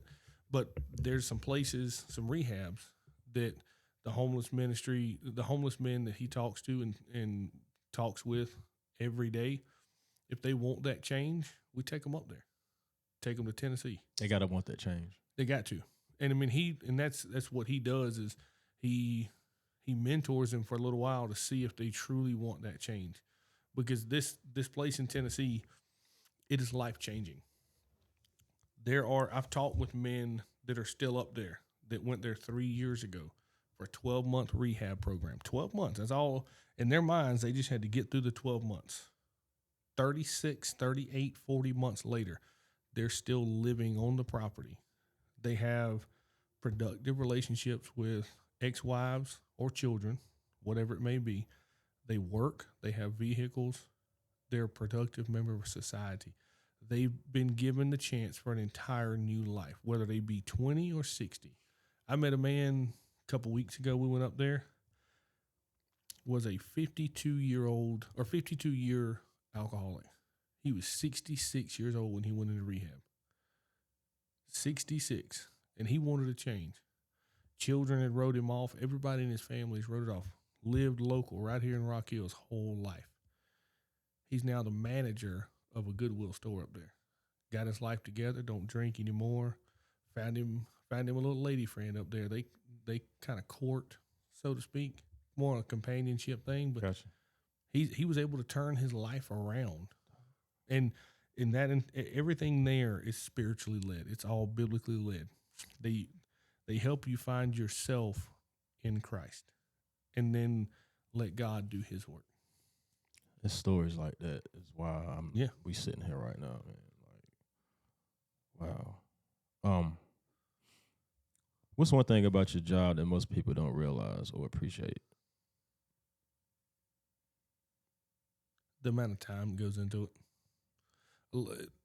The customers that know me, they know different. But prospective customers or people from the outside, they just see I walk around and I just pull up to this job site, pull up over here, I go home. If that was all it was, I'd be beyond grateful for it.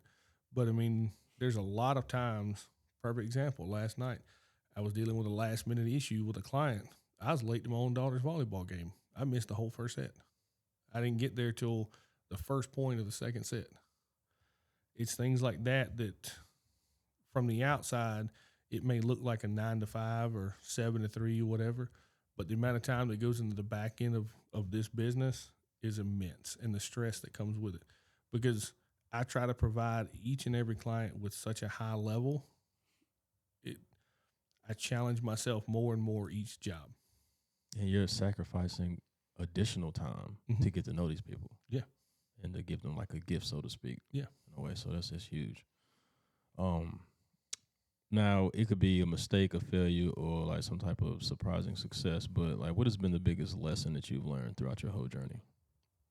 That could be personal, business, just life stuff. Have you want to answer it?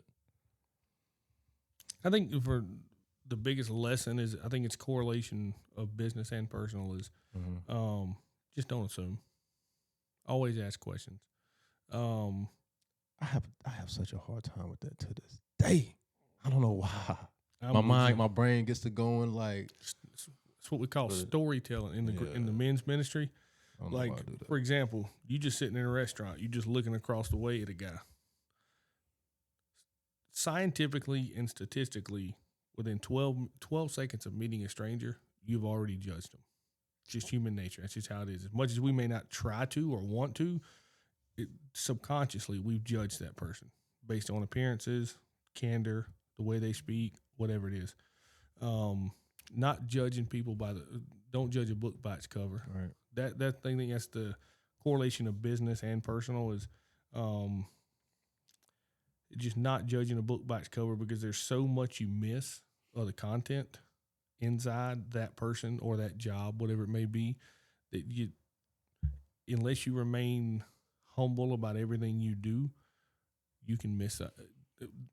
There's so many opportunities. God opens so many doors, but he can only open the door. He can't force you to walk in. You have free will.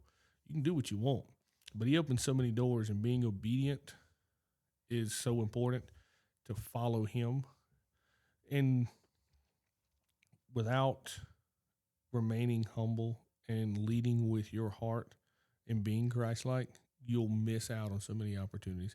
And not just financially, just to be able to sit down and genuinely, this conversation, this podcast, I didn't know who you was. Just say, hey, man, cool. I love the idea. Let's sit down. Let's talk. I mean, I think this is going to be something great that me and you'll continue to do. Not necessarily the podcast, but get to know one another. Yeah, I'm coming to the men's group. Yeah, that's what I'm saying. I mean, and that's the next like step.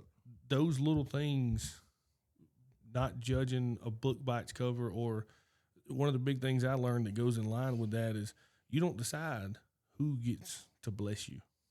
You get blessings from people you never thought. You can't block your blessings just because it comes in the vessel that you don't want. You know what I'm saying?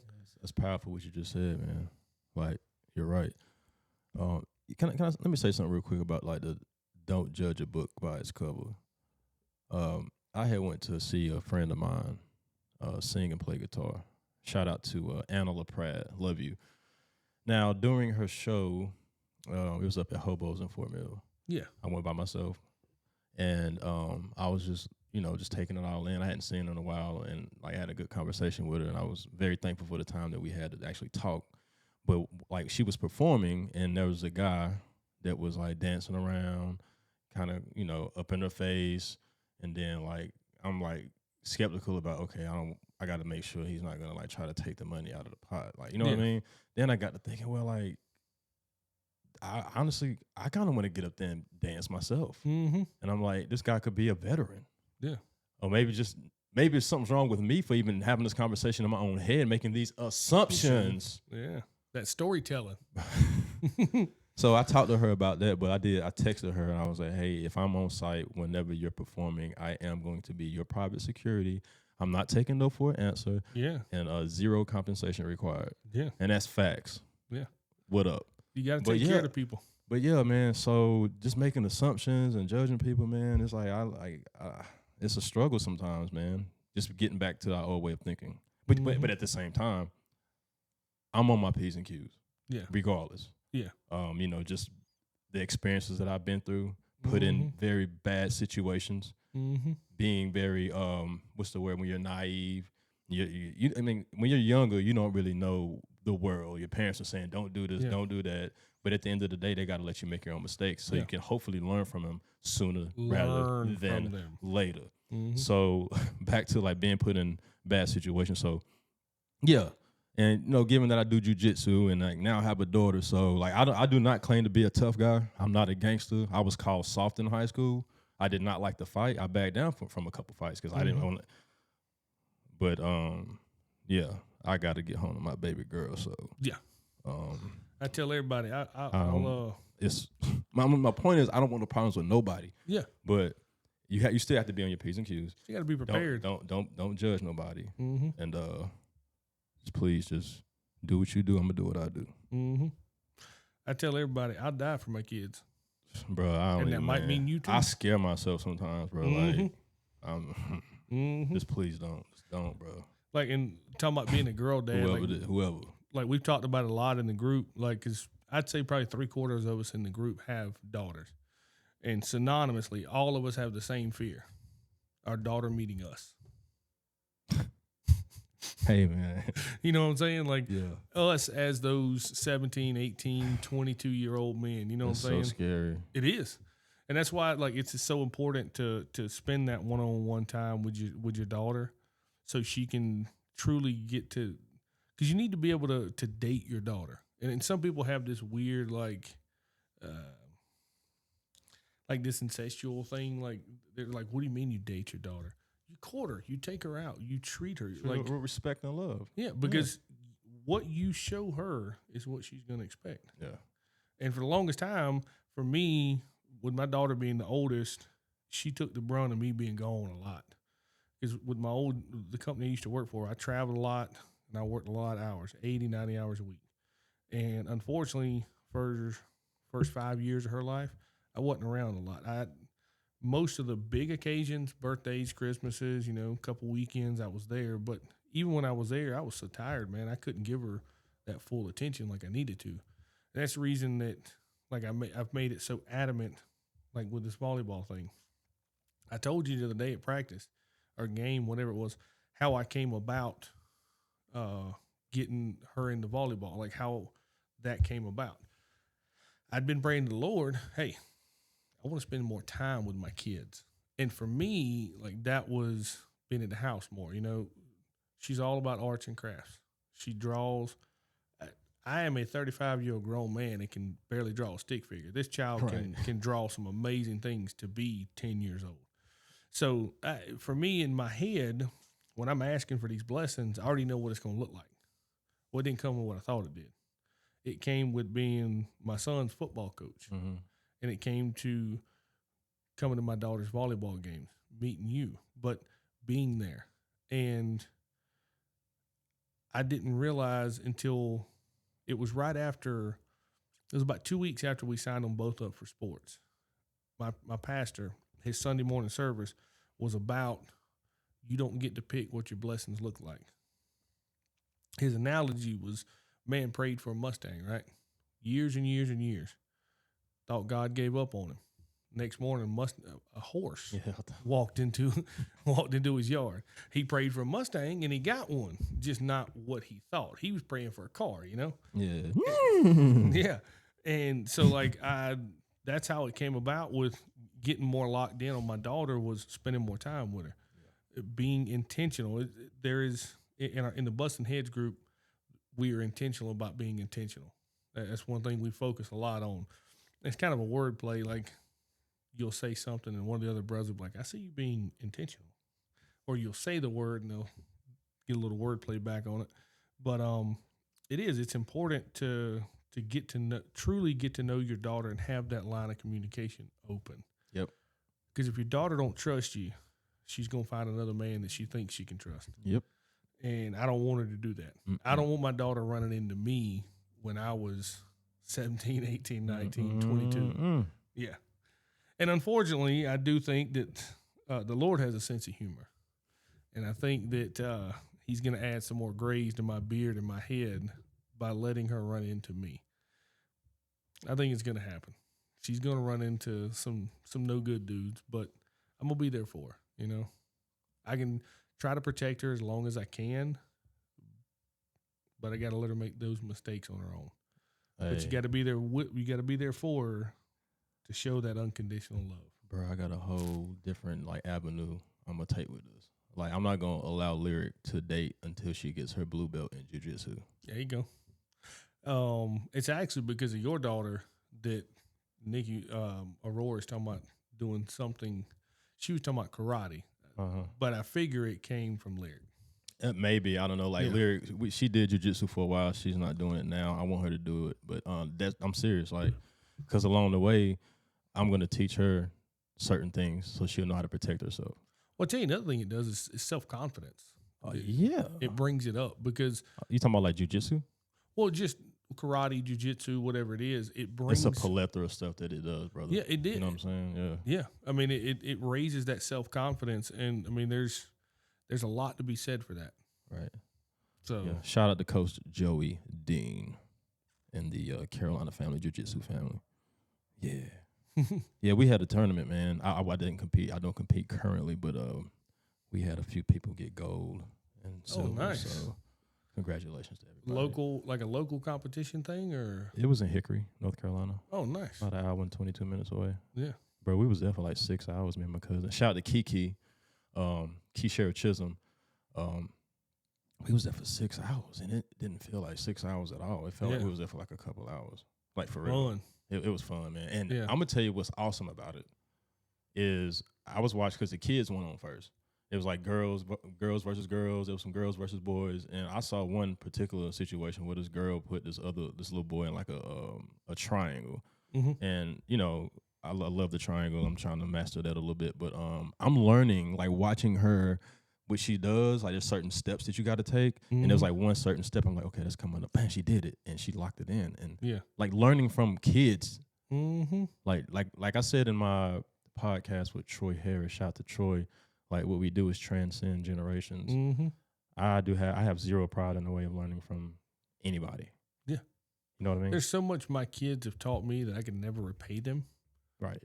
That, I mean, the moment you start to think that you can't learn, especially from a child, the Bible speaks so much of having a childlike faith because the world hasn't gotten to you, so to speak, when you're a child. But there's so much you can learn from children, other men, other women, but specifically children. Like I said, my children have taught me so much more than I think I'll probably ever teach them. I mean, and just the fact of it, I don't care how bad your day's been. If you have children and you walk into the house and they just come running, screaming, "Daddy, Daddy, Daddy," man, I don't care how bad of a day you had. It all melts away. It does. It just, no matter how many hours you worked, how much money you did make, if you didn't make, you don't have, man, all of that in that instance is gone. Nothing else matters but that. And that, for me, I used to take stuff like that for granted. I won't ever take it for granted now. Don't get me wrong. Do my children get on my nerves? Absolutely. Yep. But just like the incident I told you about today when I'd first come in, it's instances like that my children getting on my nerves slaps me in the face of reality of, at least I have my children. This man has buried 3 children.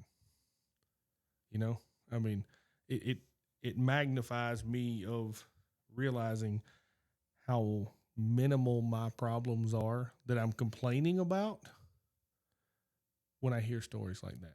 It's a slap back to reality. What that man would give to have all 3 of his children still on this earth and aggravating him the way I'm complaining about mine, you know? I mean, That's why I try not to complain. I try so hard. Every once in a while, it happens, but I try to be so grateful for what I have because, I mean, there was an audio floating around TikTok for a while. Like, it was a pastor's audio from Tennessee That husband you're complaining about, somebody just buried him. That wife you complaining about, somebody just buried him. That child you complain about, somebody just buried them. And I mean, when we stay so focused on our little bubble, you can seem to forget how big and nasty the world is and how fast it can take it from you. Man, look, my heart for real goes out to your friend that lost his child. Yeah. You say third child? Third. Wow, man. All three as adults. Yeah, I had kind of touched on this on my last podcast, so I don't want to go into too much detail. But like, I know some people that have lost their kids, Mm-hmm. and I want everybody else just to listen up when I say this. Be very careful what you say to them about their grieving process. And I, for one, I'm very careful with my words, especially now since I do a podcast. Mm-hmm. But like, I can't tell you that I understand what you're going through if I haven't sat in that same abyss and felt the same loss. And even if I did, I probably still can't say I understand.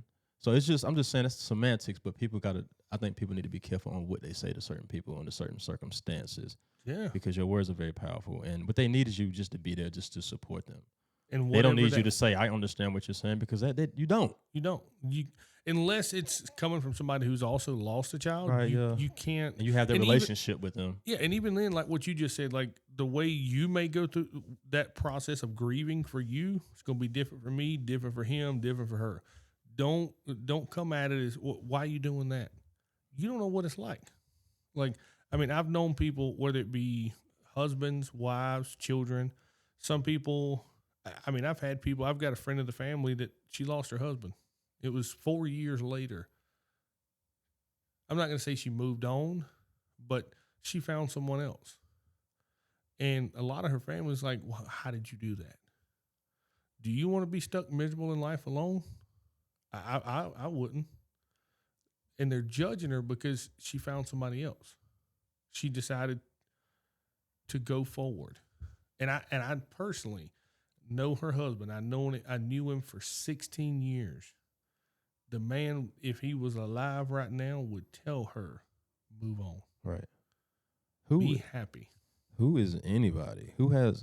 How can anybody even come out their mouth sideways to say anything to somebody to stop their happiness? Mm-hmm.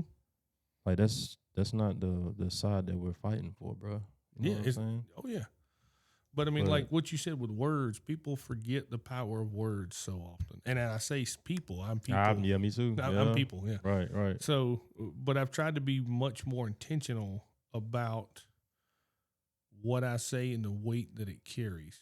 Because when you say a word, you need to back that word or words or sentences with action.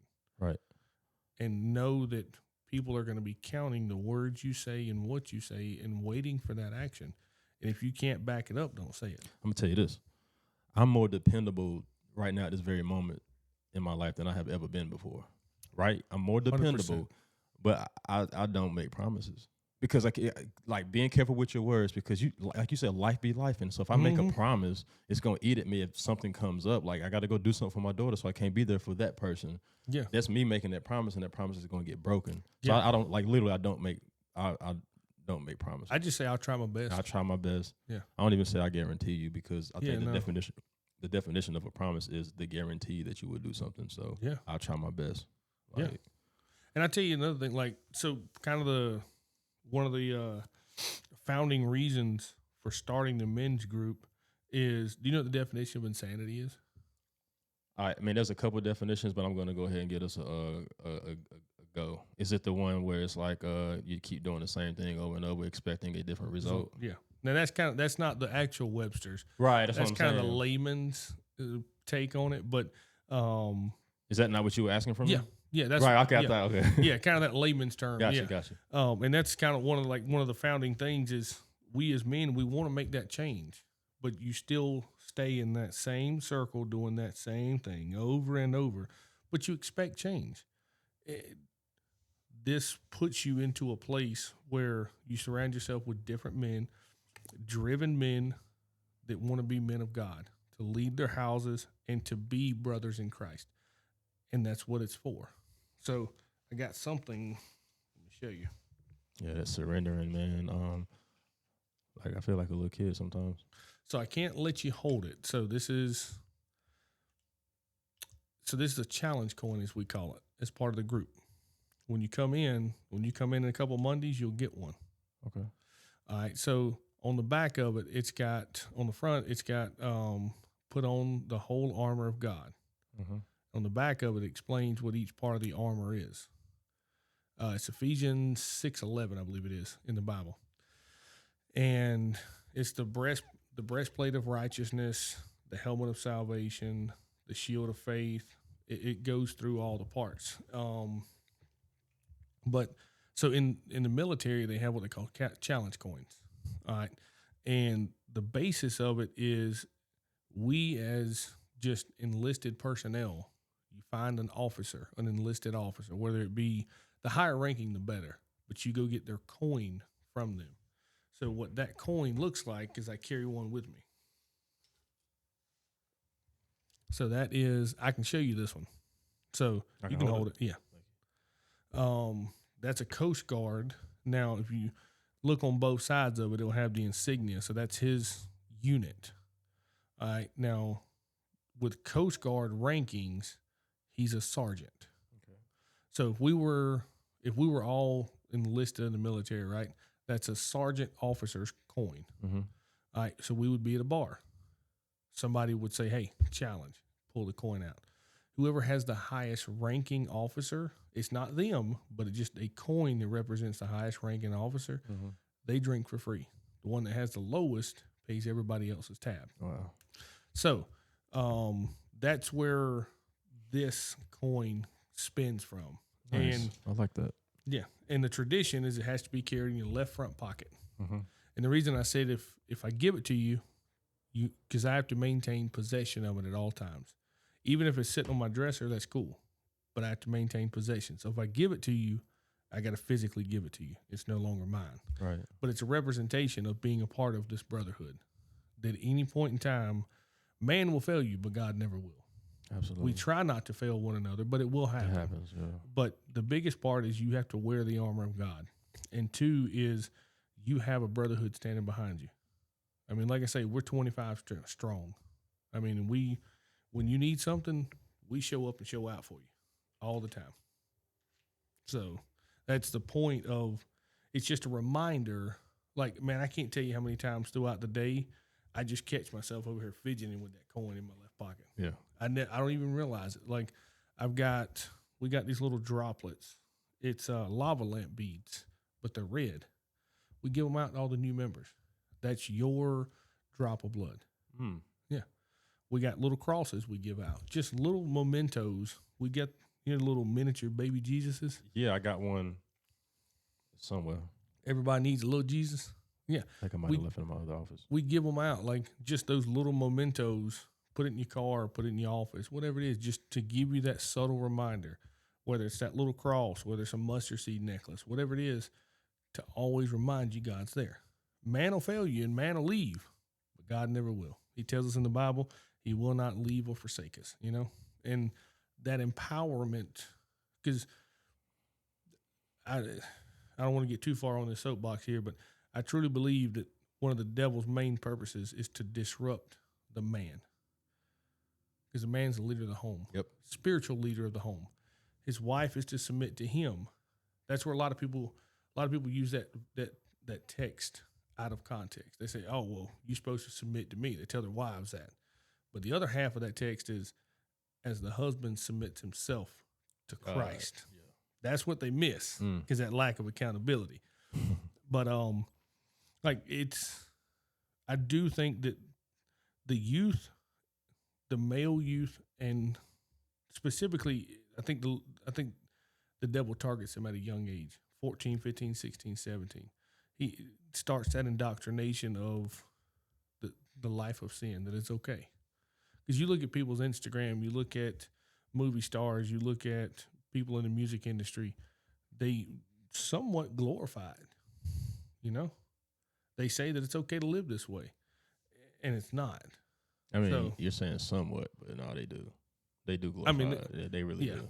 There's some artists, whether it be country, rap, whatever it is, that stand on business with their relationship with God, and True. actors. Yep. A lot of athletes, a lot of college athletes I've noticed the last couple of years, they standing on business with their relationship with God, and it's been powerful. It has. There was I think it was a Tennessee game, I think it was. After the touchdown, the whole team came over there and knelt and prayed right there on national television. It was pretty powerful. But, I mean, I think that the devil comes specifically after men to disrupt the household. 87% likelihood that if a father, not just a man, but a father goes to church, the family will follow. 23% for the mother. So 23 for the woman and how much for the man? 87. Wow. Numbers don't lie.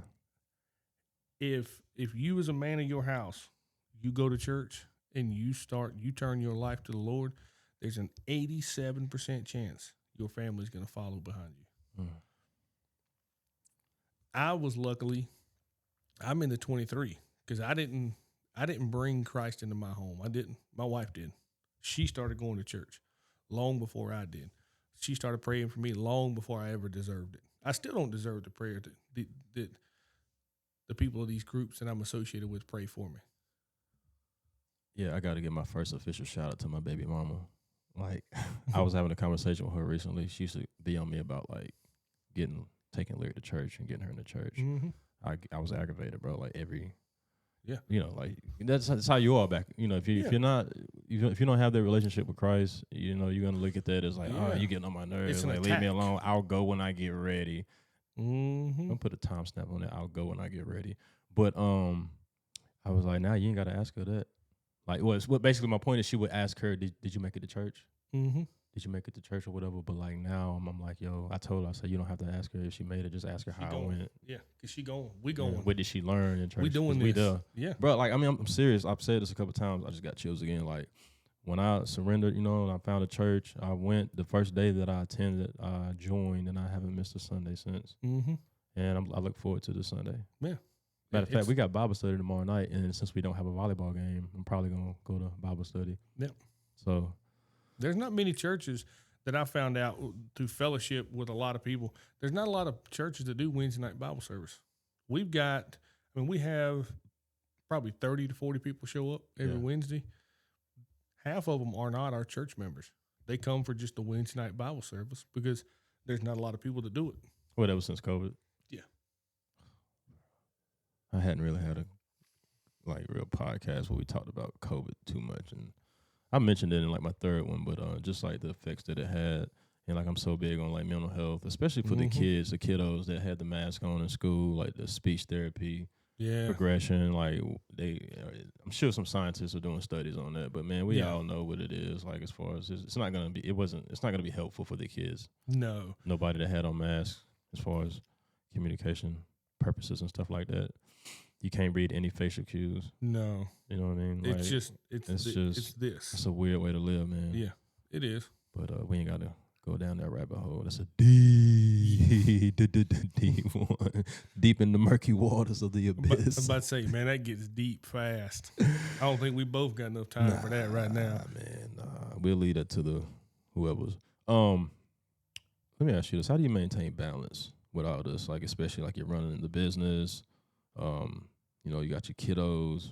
Like, how do you maintain the balance with all that? So for me, it's taken a lot of time and a lot of effort, but I put God first, most important. And then I put my family, and then I put my business. To put that business third took a lot out of me, a lot of trust. Mm-hmm. But once I seen that the Lord is going to shape my life the way he needs it to be for his kingdom and what's best for me, don't get me wrong, it's still working on it. It's work in progress. Right. But overall, putting that business third was the best thing I ever did. It's like a cheat code. Yeah. I played all these video games, man. GTA, Contra. I'm waiting for GTA 6, by the way. We get all these other things of the world before 6. Let me tell you something, man. I put my PlayStation up, bro. I think it was possessed. It started cutting on by itself. Mm-hmm. I'm just gonna leave that there at that. But I don't. And like, that's the only way I can play like the DVDs that I have of DuckTales Yeah. I grew up on DuckTales. Yeah. Like Chip and Dale's Rescue Rangers. And like any movies that I have DVD wise, it's the only way I can play them. But I'm probably going to get rid of it. Matter of fact, after this conversation, bro, like for real, the way I'm feeling, I'm going to get rid of it today. The PlayStation? Yeah, I'm going to take it down to the dump, man. Need to burn it. No. Just to rehab it. All right, so the Boys and Girls. Serious. No, but the Boys and Girls Club in Rock Hill, take it down there for them. I think it's possessed, though. Like, legit, why would I give it to somebody, some kids to play with? No, I'm dead serious about this. This ain't, I'm being dead serious. I've told my friends this. Like, I'm not, man, this ain't no show. Well, it is a show. They're original television.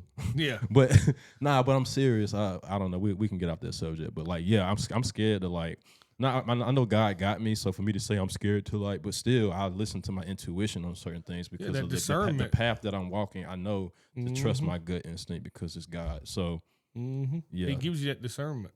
Yeah, so, I'm just going.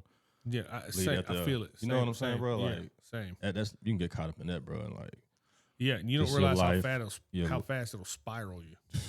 Yeah, man, I'm so thankful that I'm delivered from that, man.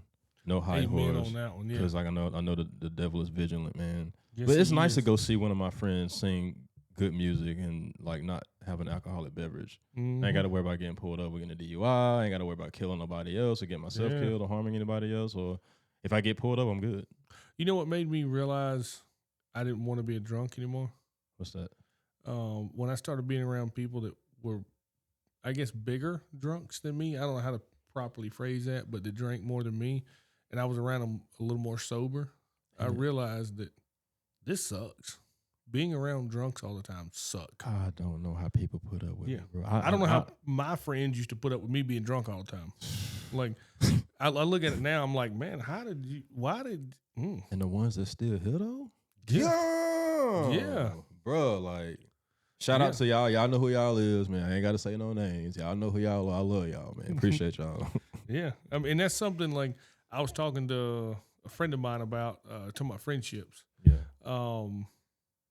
He sent me a study that Harvard done, and less than 2% of the people in the world have what they designate as a childhood best friend. Do you have any? Like people that were there for your what they call the 12 and under childhood. Yeah, shout out to my cousin Tay. I'm so glad and grateful that you're home, bro. Yeah. He's honestly, for real, man. As far as who I like talk to, like almost on a daily basis, and our connection, our brotherhood that we have, he is honestly. I don't want to. If I piss anybody off or if I miss somebody's name, you know, call me. You got my cell phone number. You know where I live at. But like honestly, as far as like elementary day ones, like as far as a brother, it would be Tay. I mean, I still have some relationships with some people that we talk every once in a while, but like that right there, one. So I'm and he was gone for 11 years. So I'm you know what blessed. I'm saying? And he back now. He was honest. Let me say this. I'm sorry. No, you good. Like he was like a piece of my puzzle that was missing while he was gone. You know, he served his time respectfully, and he's back, and I'm super duper proud of him for taking the right path and not going back to the old ways. I'm beyond proud of him, bro. Like. I could spontaneously combust right now, bro. Like, but so him, one, to answer your question. Sorry. Oh, you good. So I'm blessed. I got 3. So 2 of the guys I mentioned earlier, Q and Robbie, that started the Bustin' Heads group, and then my buddy Josh. He's getting married this weekend. I've known all 3 of them for over 25 years. But that core of having, as a man, having those friends that you can truly count on and you've been through the seasons of life with, that is where I keep circling back to the group thing, but that's the core of what we're trying to build. And not just for us, for our children. My daughter, obviously our kids know each other through volleyball, but if they wouldn't have and you came to the meeting, our kids know each other. So they're able to be around one another and build those friendships and relationships that'll be long lasting. Because most importantly, it's centered through God first. You know what's strange sometimes? Is like, you'll know somebody since you were like 12 or 13. But you'll meet somebody like after them, and your connection with that person that you met on a later date or whatever, so much deeper. It's deeper than that person. But you don't really have control over that. You know what I mean? It's just kind of like not even funny, but it's kind of I don't know what the word is I'm looking for, but it's something to think. Funny. It's just something to think about. And I don't even know if I answered that question correctly because I took it back to elementary school. But yeah, I have other people that I'm in high school that I'm still connected with. Well, so they know who they are. So. Yeah, but the question, like not question, but the survey they made on was from 5 years old to 12 years old. Friends you made in that era, are you still? Bro, 5 to 12, I think is one. Yeah. Like yeah. I mean, for me, like I say, I'm beyond blessed. I got 3, and he my cousin too, so yeah, that counts. Technically, no, but it does count. Settle. Yeah. So, but like, and that's what they talk about. Like, so few people have that. You go back and look from the same study they did this study from 1950 to 1980. They did it from 1980 to 2010. Then they did it from 10 to 25. It went from 60-something%, 30-something% to less than 3% now. And they were using that as an example of how not personal the world has become. Things don't last anymore. Nothing, whether it's the car you buy, the friendships, clothes, whatever it is, nothing is made to last anymore. So, well, we built for it tough, and we are built to last.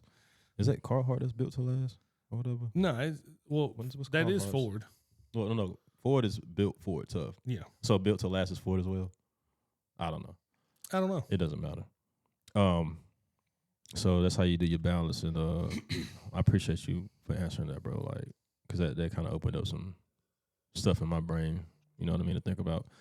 How can people connect with you?